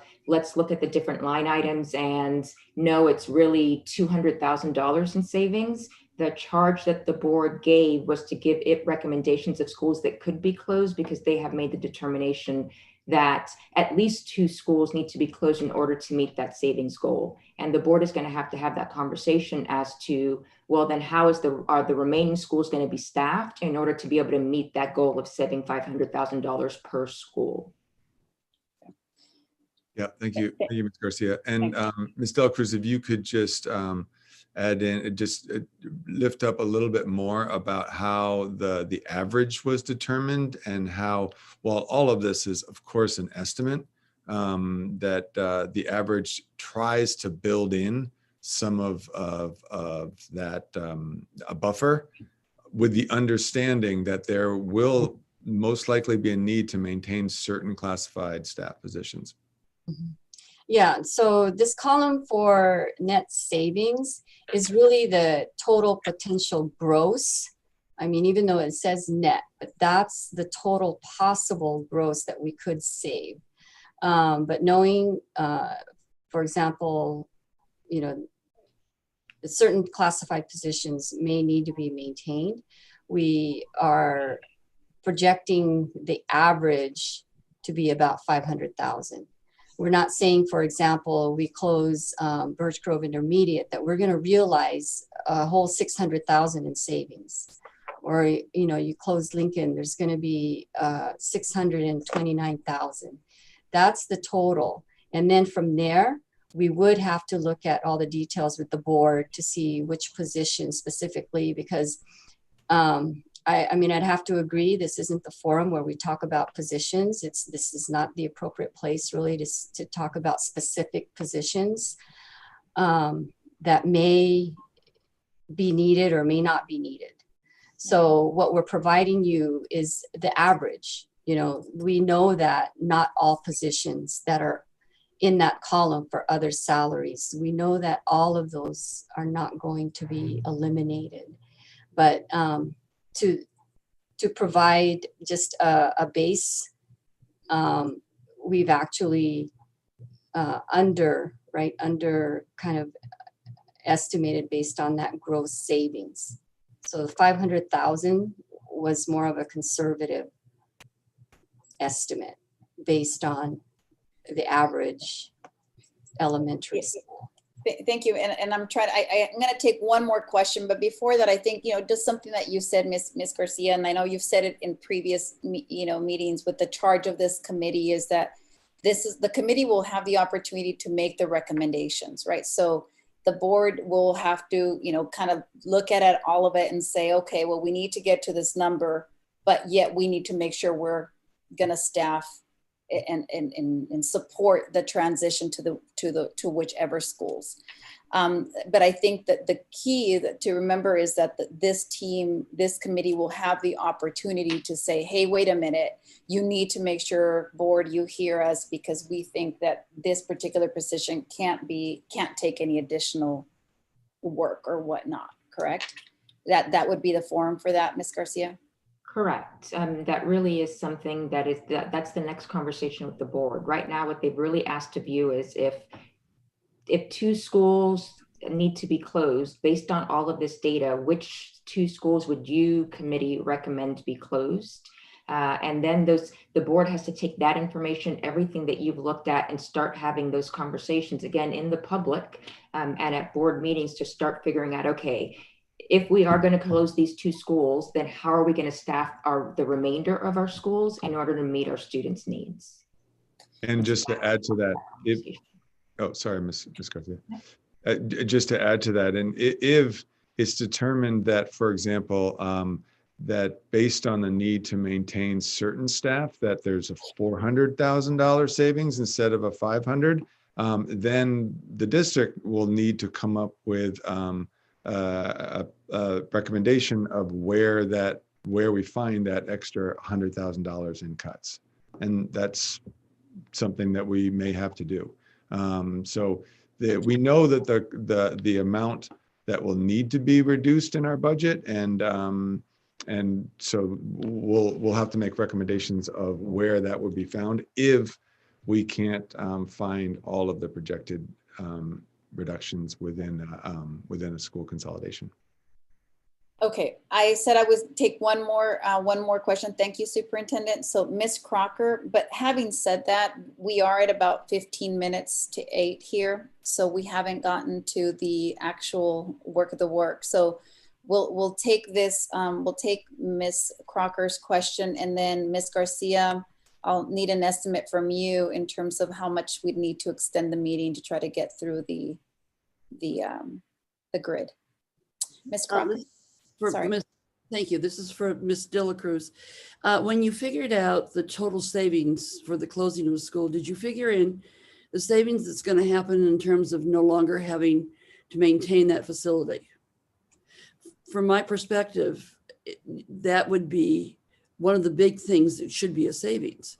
Because if we have 2 less facilities in which we have to maintain in terms of landscape, in terms of just regular maintenance, repairs, where does that enter into the savings pieces? Because I see that in terms of personnel is going to have to follow kids, because we have a set ratio that we have for personnel in the district itself. So the teachers are going to follow the kids, the custodians, and the people that are doing the maintenance in the classrooms, that's going to have to follow the kids. But things that don't follow the kids have to do with the actual facility itself. And if this facility is a drain in terms of cost, what in those things can we really identify as being savings if we eliminate 2 sites. Thank you. Thank you, Ms. Crocker.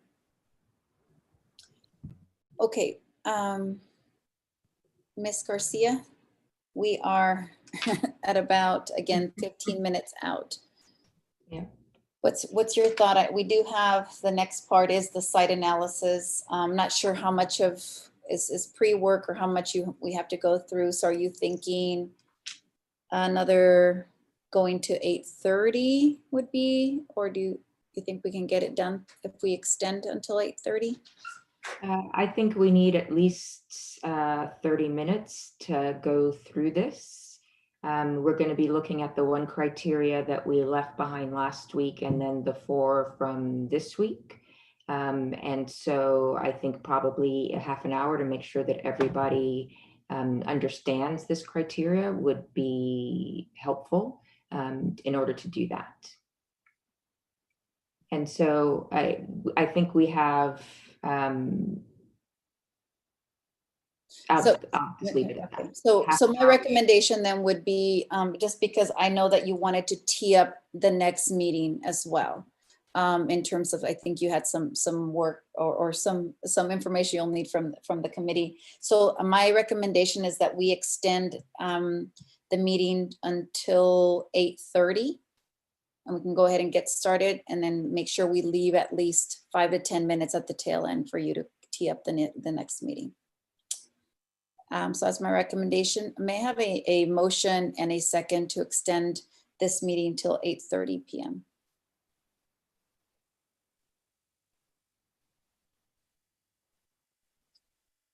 Any members of the committee? Okay, I have a raised hand from Ms. Michelle Padilla. Is that for the motion? Okay, motion from Ms. Padilla. And Ms. Crocker, is that your raised hand for the second? No, but I will second. I will second. Thank you very much. Second from Ms. Crocker.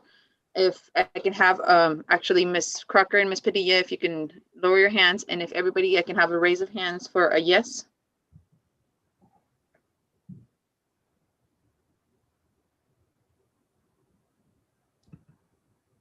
Okay, I have yeses from Ms. Shay Marshall, Maria Ibarra, Rachel Bloom, Michelle Padilla, Sue Eustace, Christine Dix, Janet Crocker, Veronica Medina. If you can please lower your hands. Please raise your hand for a no. I have a no from Hamilton Baylon, Angela Ringling, and Catherine Ingram Waters. If you can please lower your hands. And we got everybody. Thank you very much. Motion does pass. All right, I will try to make this as Chair Martinez, you're on mute if you were trying to say something. No, I was just going to ask you to please proceed. And so let's get Chairman Martinez, if for whatever reason, if anyone needs to step out, if they could not continue, if they could just let us know so we could mark it on the record, please. And we will, if you need to step out, we are going to, the idea for the next meeting is to go through the criteria and have that conversation about potential additional criteria, if that's something that the committee wants to consider, and to give this a real holistic view of this. And so I don't want you to think that if you do have to step out, because I understand that you have commitments, all of you have things that you might have planned already. We will be talking about this, and so you'll have an opportunity for input at that time as well. So I'm going to share this screen, and we have 5 criteria that we wanted to talk about. So can everybody see the criteria spreadsheet? Okay. So the one that we didn't look at last time and that we want to circle back on was criteria 5, that facilities are in good condition based on the cost of the facility's needs and proposed modernization construction projects. There were 2 parts to that. One of them was strictly the weighted score that was based on those costs, and they were ranked from most expensive to least expensive, and that's how those numbers went. The part that we really need to have a conversation about is about the scoring of good, fair, or poor. And that information really is coming from the facilities master plan that was done and that was provided to you last time. And I tried to include some of the information that's in that facilities master plan here for you on this chart, just to try to make it a little easier. I will also note that this language about good, fair, and poor is based on that facilities inspection tool that the Office of Public School Construction utilizes for school facilities. And it requires basically school districts to walk through their facilities and look at a list of items that might have issues on campuses and determine whether they're in good, fair, or poor condition, or if there's serious problems with those. It looks at lighting. It wants to make sure that the sewer pipes are in functioning order, that the water pipes are in functioning order, that you don't have paving that's cracked in such a way that's a hazard for students. And so those facility inspection reports have this kind of terminology. And so that's where that came from. So what I tried to do, knowing that you had the master plan and looked at that information, was just try to summarize some information that would give you a bit of a proxy for the condition of those schools. And so what I did was include the year so that you know when it was built, the cost for modernization and maintenance that were per that facilities master plan, and then the cost of those items that were in that 5-year deferred maintenance bucket, because deferred maintenance really does give you an idea of the condition of a facility. If it has a lot of deferred maintenance needs, it's usually not in as good condition as one that has fewer or less facilities maintenance needs. And so to try to help a little bit, I came up with a percentage of those total costs, how much of it was deferred maintenance related. Given this information and the information that's in the facilities master plan and my experience with facilities, I honestly don't think that any of these facilities are in poor condition. It's really looking at whether you think that they're good or fair. And again, based on looking at all of that information from the facilities master plan, I think most of them are in good condition. The facilities tool actually has an exemplary category, and given the age of these schools and the fact that there is deferred maintenance and other needs, I wouldn't go so far as to say they're exemplary. But I think based on the information that you have in front of you, that that the school sites are in fairly good condition. And so the question really is for all of you is do you, based on the information that you've seen and your review of the facilities master plan from last time, is there anyone who thinks that any of these facilities are I'd like to know if anybody with a show of hand thinks that any of them are in poor condition and should be considered that way. And then if not, if we can take at least that off the table, do we have any that believe that they shouldn't all be good and that there are some that really should be considered more in that fair category? And so I think I'll start with a kind of raise of the hands, and I'll put it on the positive side. Is there anyone that thinks that any of the facilities should be deemed poor?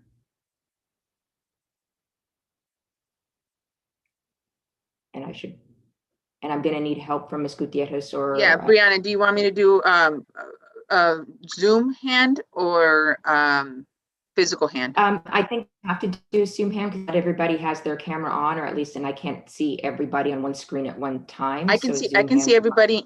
I can see everybody on the screen. Okay. I just need to know, but you're right. Everybody would then need to turn on their screens. Otherwise, we'll continue with the raise of hands. So as of now, Ms.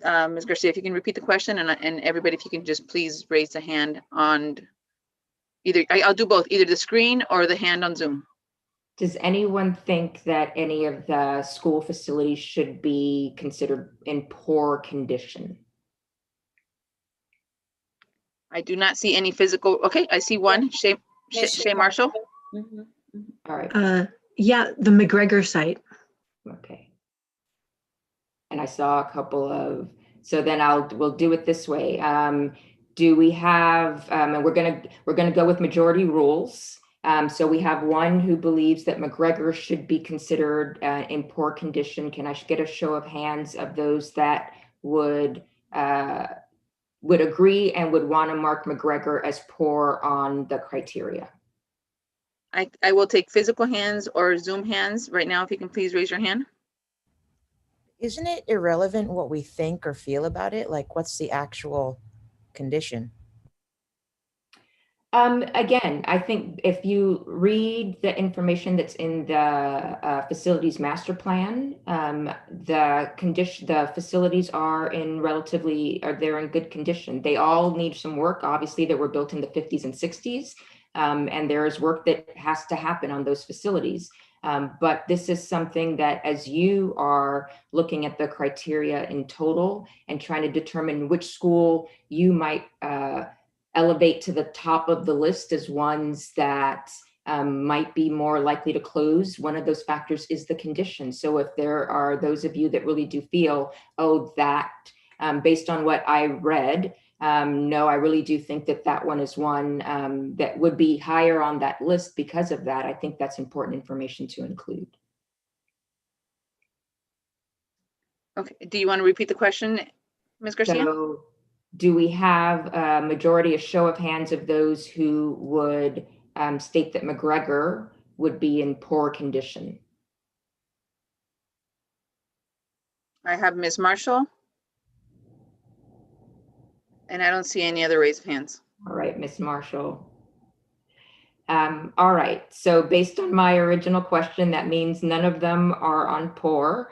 So then my next question is going to be fair. Are there any of these schools that any of the committee member believes should be marked as fair condition?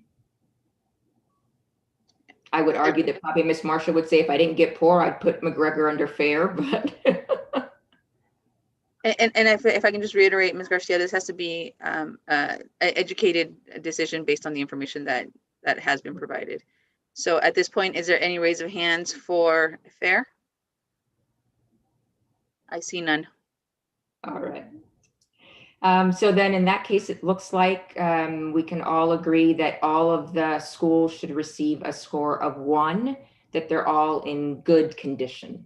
Again, that doesn't mean that, they don't need work, because obviously they do, they're older schools, but I will mark all of those with a 1. So those are all in good condition. All right. So then we're going to move down to the criteria based on the presentation that we had this evening. So there's 2 questions under educational student support services.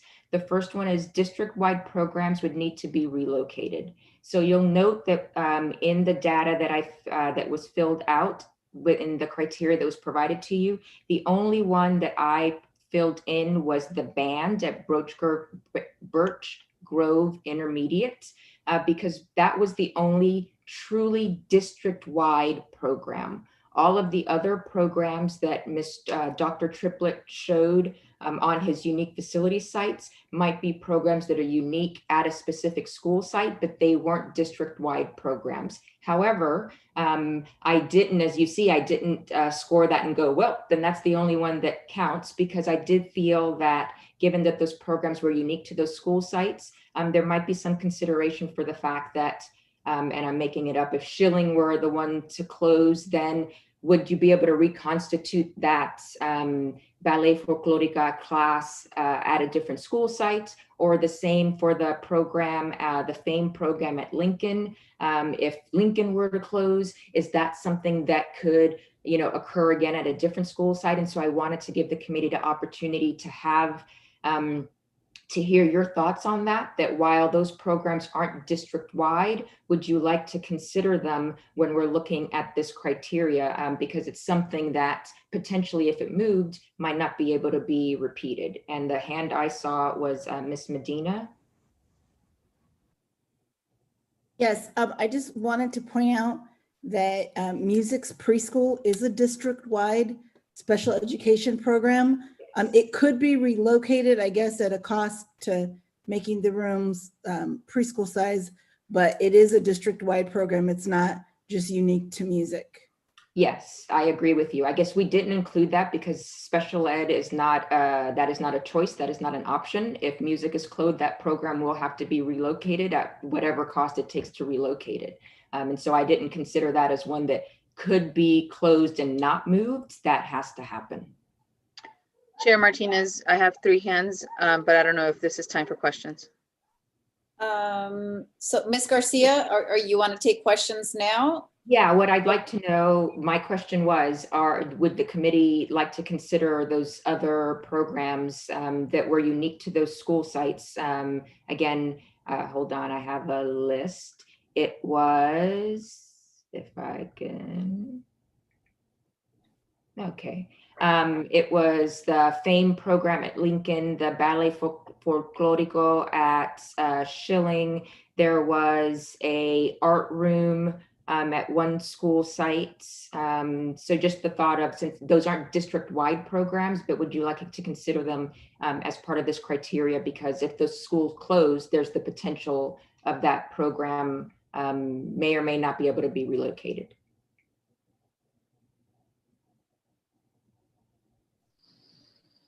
I have a question from Mr. Hamilton Balon. Yeah, thank you. I don't know much about the district-wide ban. I just know typically band programs require a lot of space or maybe soundproofing or anything like that. Is there anything unique to Birch Grove Intermediate that the band program is there? Dr. Triplett or Maria? Can I jump in? Yes, actually, Principal Ingham Waters might be the best to sort of explain that, but I think the short answer is that I don't think it's anything unique to that school. But go ahead, Principal. No, that basically covers it. The band program takes place in our cafeteria. We just are the hosting site. And it's been at a number of sites over the years. Instruments are stored on the stage, which all of the sites have. And so it doesn't require anything special. It requires one of the principals to say, yes, we'll host it. So we've hosted it for a couple of years at BGI, but it can be relocated at night as the hosting site. Thank you. Thank you. And Ms., let's take a couple of questions and then we'll get back Ms. Garcia so we can get moving on here. Ms. Rachel Bloom. Yeah, I just wanted to, so I'm looking at the programs and I do see band there. So if band can happen anywhere, then when we would take that off of the list of special programs, right? Just like how like art can be done somewhere else and dance, right?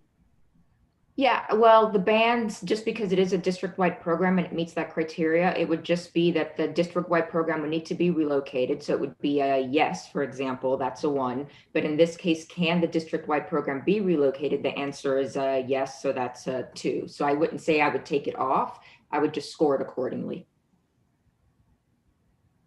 And the other programs, the dance, etc., aren't district-wide programs. They're school-specific ones. And I just wanted to give you guys the opportunity to know, or that fact, because as Ms.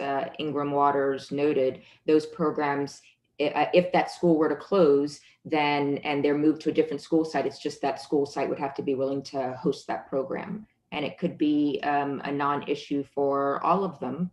And so it's not a big concern.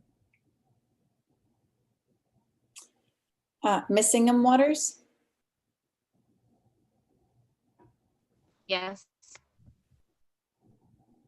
Oh, your hand is up. Did you have a question? Oh, no, sorry. Okay, sorry. No. Okay, all right. Ms. Garcia, let's moving forward. All right, so it sounds like if there are no other raised hands and no other questions, then everybody's okay with the fact that all of those programs could effectively be moved, and that's we can move on from that because that's not an issue. And so I will just note those programs in the next iteration that you have so that you can see them, that they're there, and we'll note that they are there. They will need to be relocated, but the committee feels that they can be relocated. Well, hi, this is Fong. So Hi. I do, the only one that I would say that may not be relocated is the arts program that the PTSA funds at Kennedy. So that is the only one. I mean, wherever you move that to, or if students in Kennedy are moving or wherever, then their PTSA will still have to decide that. So that's the only one that I would ask that, you know,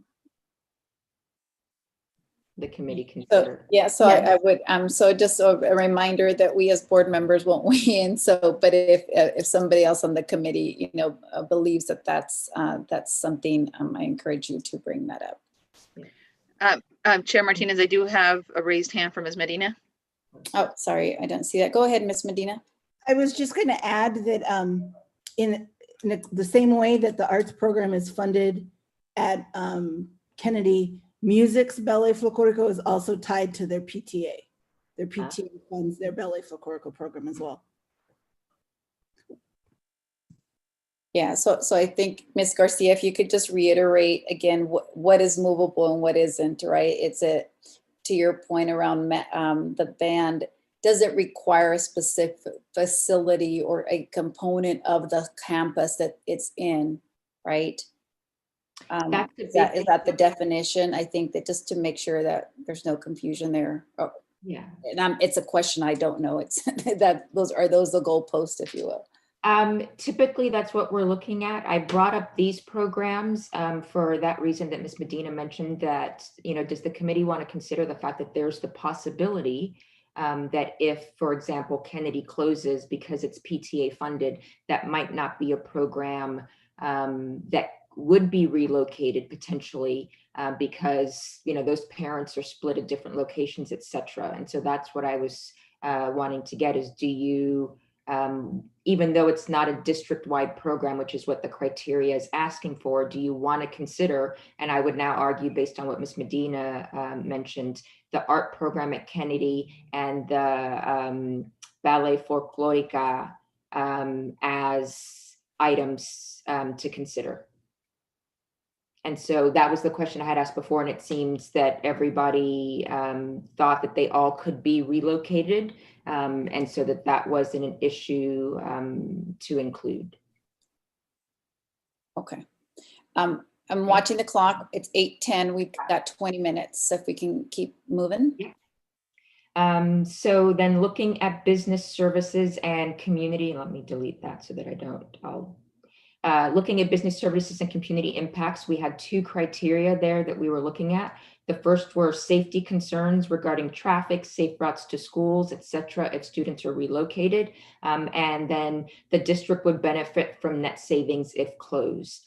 And so the net savings was one that was, if there is a savings, the answer is yes. And if there wasn't a savings, the answer is no. And so all of them had potential savings. I will leave the caveat that we've had that larger conversation about how much of a savings, but that's something that the board will have to take into consideration. And then the weighted scoring really was just whichever school site provided the most savings got the number 8. And it scored down from there. So in this case, Kennedy was the 8 because it had the most savings. Lincoln 7, Graham 6, Birch Grove Primary was 5, Birch Grove Intermediate was 4, Schilling 3, Music 2, and Snow Elementary School a 1. Because it was just simply whoever has the most savings down. And again, it will be part of the board's consideration as to how the facilities, the remaining schools are staffed and what those savings would actually be. So the one I do want to get your talk with you about is the safety concerns. So what I included here are the concerns that Ms. Dela Cruz noted in her presentation. For all but one of the school sites, really, the railroad tracks are going to be something that students would have to cross if they were relocated. And so I'm just going to bring this up real quick. I just took that map and blew it up a little bit. And if you go by the metric of the 3 nearest schools that we talked about before, where the kids could potentially be moved to so that they don't have to move as far from their neighborhoods, all of the schools, with the exception of Kennedy, which the 3 nearest schools were Snow, Graham, and Music. There are no railroad tracks or anything that the students would be crossing there. And then the other one that you'll notice on the criteria I put an asterisk by was Snow. The 3 nearest schools for Snow based on distance were Lincoln, Graham, and Kennedy. And so because of the Snow Kennedy move, there are railroad tracks. However, Snow does have Kennedy, Music, and Graham that are on the all in this pocket here that wouldn't require crossing of any railroad tracks. For any of the other schools that are the 3 nearest schools, students would be crossing railroad tracks in order to get there. And so that's what you'll note here. For Birch Grove Primary, I noted the railroad tracks and Thornton Avenue, which Ms. Dela Cruz called out as a major street. For Birch Grove Intermediate, we have the railroad tracks, the fact that the drop-off is congested, that drop-off pickup area, which somebody actually mentioned at the last meeting as well, and Thornton Avenue, which is a major thoroughfare. The railroad tracks for Graham, the only one, as I mentioned, that doesn't have railroad tracks to the 3 nearest schools is Kennedy Elementary School. Lincoln has the railroad tracks. Music has the railroad tracks in Thornton. Schilling has railroad tracks, and then Snow, I put the railroad tracks, but with that asterisk, because there are 3 nearby schools, though not the nearest one if you count Lincoln, that are available for that. And so I did want to get your just quick feedback on whether you wanted to consider the railroad tracks at Snow a potential safety concern because of the fact that there are 3 other schools that the students could go to that wouldn't require crossing railroad tracks. I would also imagine for most of these, they're elementary school kids, parents aren't sending their kid down the street over the railroad tracks necessarily, though I would imagine there are instances where some kids are walking to school and that might happen. So if I just wanted to get a show of hands, whether or not you wanted to consider railroad tracks for Snow, item of concern, given that there are 3 schools that they could be distributed to. And I only see a limited window, and so the hand I see is Miss Ibarra. Yeah, I see a raised hand from Ms. Ibarra. Anyone else? Right. No other hands. All right, Miss Ibarra. I just have a quick comment. I would have to argue that a lot of our students do walk to school. And if Snow were to be closed, there's Cedar Boulevard separating Snow and Kennedy. Cedar Boulevard's pretty big, and unfortunately, a lot of our parents do have to work in the morning, and a lot of students bring themselves to school.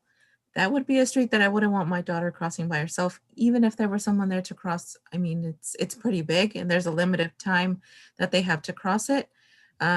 Also, Lincoln is pretty close to Snow. They would have to cross those railroad tracks. And actually, crossing Haley, try it one of these days. It's not the funnest or easiest thing to do on certain times of the day, especially the mornings when people are trying to get to school quickly. Another thing I would bring up, Graham is very close to the junior high. Try crossing Cherry in the morning when the kids are trying to get to the junior high and to Graham. Just saying, try it out. My thought. So are you recommending for consideration that for Snow A, we leave the railroad tracks and that we add Cedar Boulevard? Is that what I understood for that one? Well, I mean, you don't have to listen to just me, but I think it's something that definitely has to be considered. Your suggestion, and then I want to make sure I have it right before I ask for a show of hands. So I wanted to make sure it was the railroad tracks and Cedar Boulevard. And so with a quick show of hands, does the rest of the committee agree that those should be added for snow? I see a couple of head shakes, but no actual hand, thumbs up. See, Ms. Gutierrez, you're on mute. So if you're talking to me, I can't hear you. Sorry, I apologize. I have a raised hand from Ms. Rachel Bloom, Medina. Ms. Dix, did you raise your hand? Yes, Ms. Ibarra. Mr. Balon as well. Mr. Bail, oh, and then on the side, okay, so I have Balon. Yes. All right, so I will keep that and add Cedar Boulevard. Oh, and I have Angela Ringling. Or is that a question? Sorry. So if you're adding Cedar Boulevard, considering snow going to Kennedy, you need to add it if Kennedy students go elsewhere too. Got it.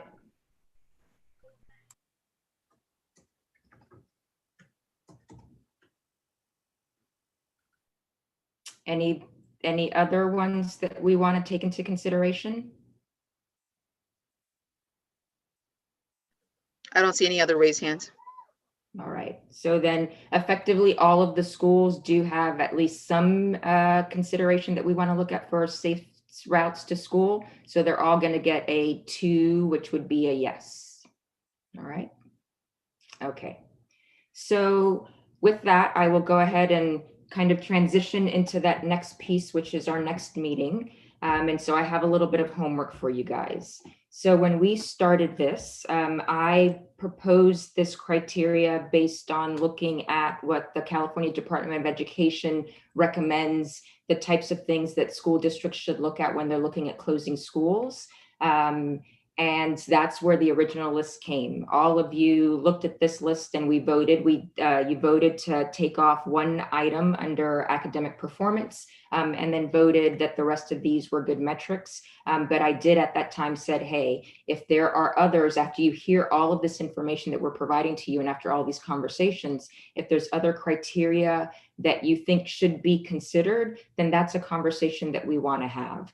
And so the homework I have for you, and I'm going to give you a deadline just so we have time to pull it together for the next meeting, is if there's other criteria that you believe should be considered by the committee, I'd love for you to send an email to Jody and to do it by the end of the day on October 14th. So I'm giving you a week to send her an email and say, hey, I'd like to consider this other criteria. If there are, and what I'm going to do is make a list of those. If there are duplicates, I will just show it, the one time. And so then when we meet the next time, what we can do is have the conversation and have the committee vote to see if the entire committee agrees that they want to add whatever criteria it is that's going to be suggested.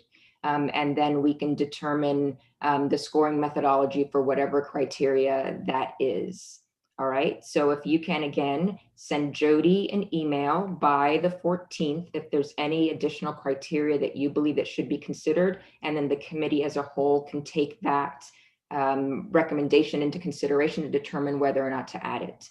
So what we want to do at the next meeting is have that conversation and see if there's anything else that needs to be added. And then start having a conversation and come to a consensus of which schools we would recommend or the committee wants to recommend to the board for potential closure and for the board's consideration for possible closure. We have 8 schools to look at. And so this criteria, as I mentioned before, this is not going to make the decision for you. This is here in order to help guide that conversation and to show you that based on the criteria that we've looked at and any potential criteria that you added, which ones rise to the top and should be, I guess, the ones considered first. But there could be other considerations that might lead you to say, I know that one is ranked the highest, but because of these reasons, I, committee member, don't think we should. And then that's a conversation that the committee can have so that we can come to a recommendation. The other 3 items that we've talked about were those things that that Ms. Dela Cruz showed on the slide, which was the possible consolidation of Birch Grove Primary and Birch Grove Intermediate, whether to move the 6th graders to the junior high school, and whether to close McGregor. Those are additional recommendations that could be provided to the board as information, but it doesn't take the place of closing these 2 schools. It really is, as you're considering how the educational programs are offered at the district, one of those considerations that you guys can look at. And so if there are, I would love for you also just to start keeping in mind some of those additional recommendations that you would like to make that I've heard here and there throughout our meetings, of other things that you would like included in the report as just recommendations and things that the board, that you believe the board should consider as it's making its determination of to close schools, and what other things they have to think about when they're actually going through that process to close schools. All right. And then the one last thing I wanted to show that I hope you guys noticed when you saw the revised scoring criteria, the request was last time you wanted to see the numbers for the capacity, et cetera, of just the permanent classrooms and not the portable classrooms. And so that's what these blue highlighted lines are showing you, is the capacity of just the permanent classrooms, the utilization rate on that campus of just the permanent classrooms, the excess capacity that's available there, and also, again, the capacity that's available in the 3 nearest schools if that school were to shut down, how much space would be left over in those 3 schools, and that utilization rate. So that's been included in there for you as well, so that you have that to think about and consider. So when we hold our deliberations at the next meeting, you have all of that information in one place to do that. So do I have any questions on any of that?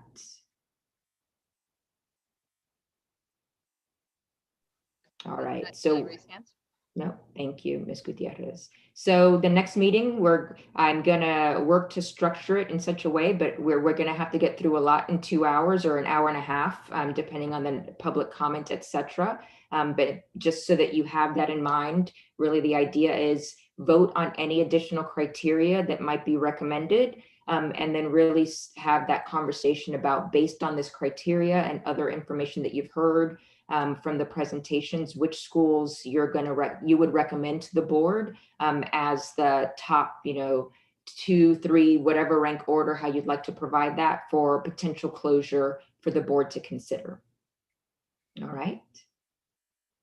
Thank you. So remember, October 14th, end of the day, to Jody if you have any criteria you'd like to add. Thank you. Chair Martinez.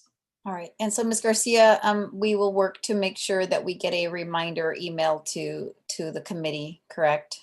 Do you want those recommendations in a specific format, or just, No, just you kind can of just a send an email, and I recommend that we consider whether or not the sun is shining over that school in the morning. Okay. Okay, very good. Well, thank you. Thank you to all the presenters and to the committee for all the questions. Again, we're continue to go through this process. Again, not always easy, but very much appreciate everybody's participation. And with that, it's 8:25. I will ask for a motion and a second to adjourn, please. Ms. Dix, you move? Yep. And Ms. Medina, you second? Okay, perfect. And Ms. Gutierrez, can you go ahead and take the vote, please? If I can get a raise of hands for a yes, please. And I'll take Ms. Janet Crocker's physical hand. And going down the line, the panelists, I have Ms. Angela Ringline, Rachel Bloom, Hamilton Balon, Shay Marshall, Maria Ibarra, Veronica Medina, Catherine Ingham Waters, Sue Eustace, Michelle Padilla. Thank you. And any no's? No no's, thank you. It's like nobody wants to stick around for longer and have it. Okay. Well, thank you, everyone. Have a good evening, and we adjourn the meeting at 8:26 p.m. Thank you so much. Thank you. Thank you, everybody. Good night.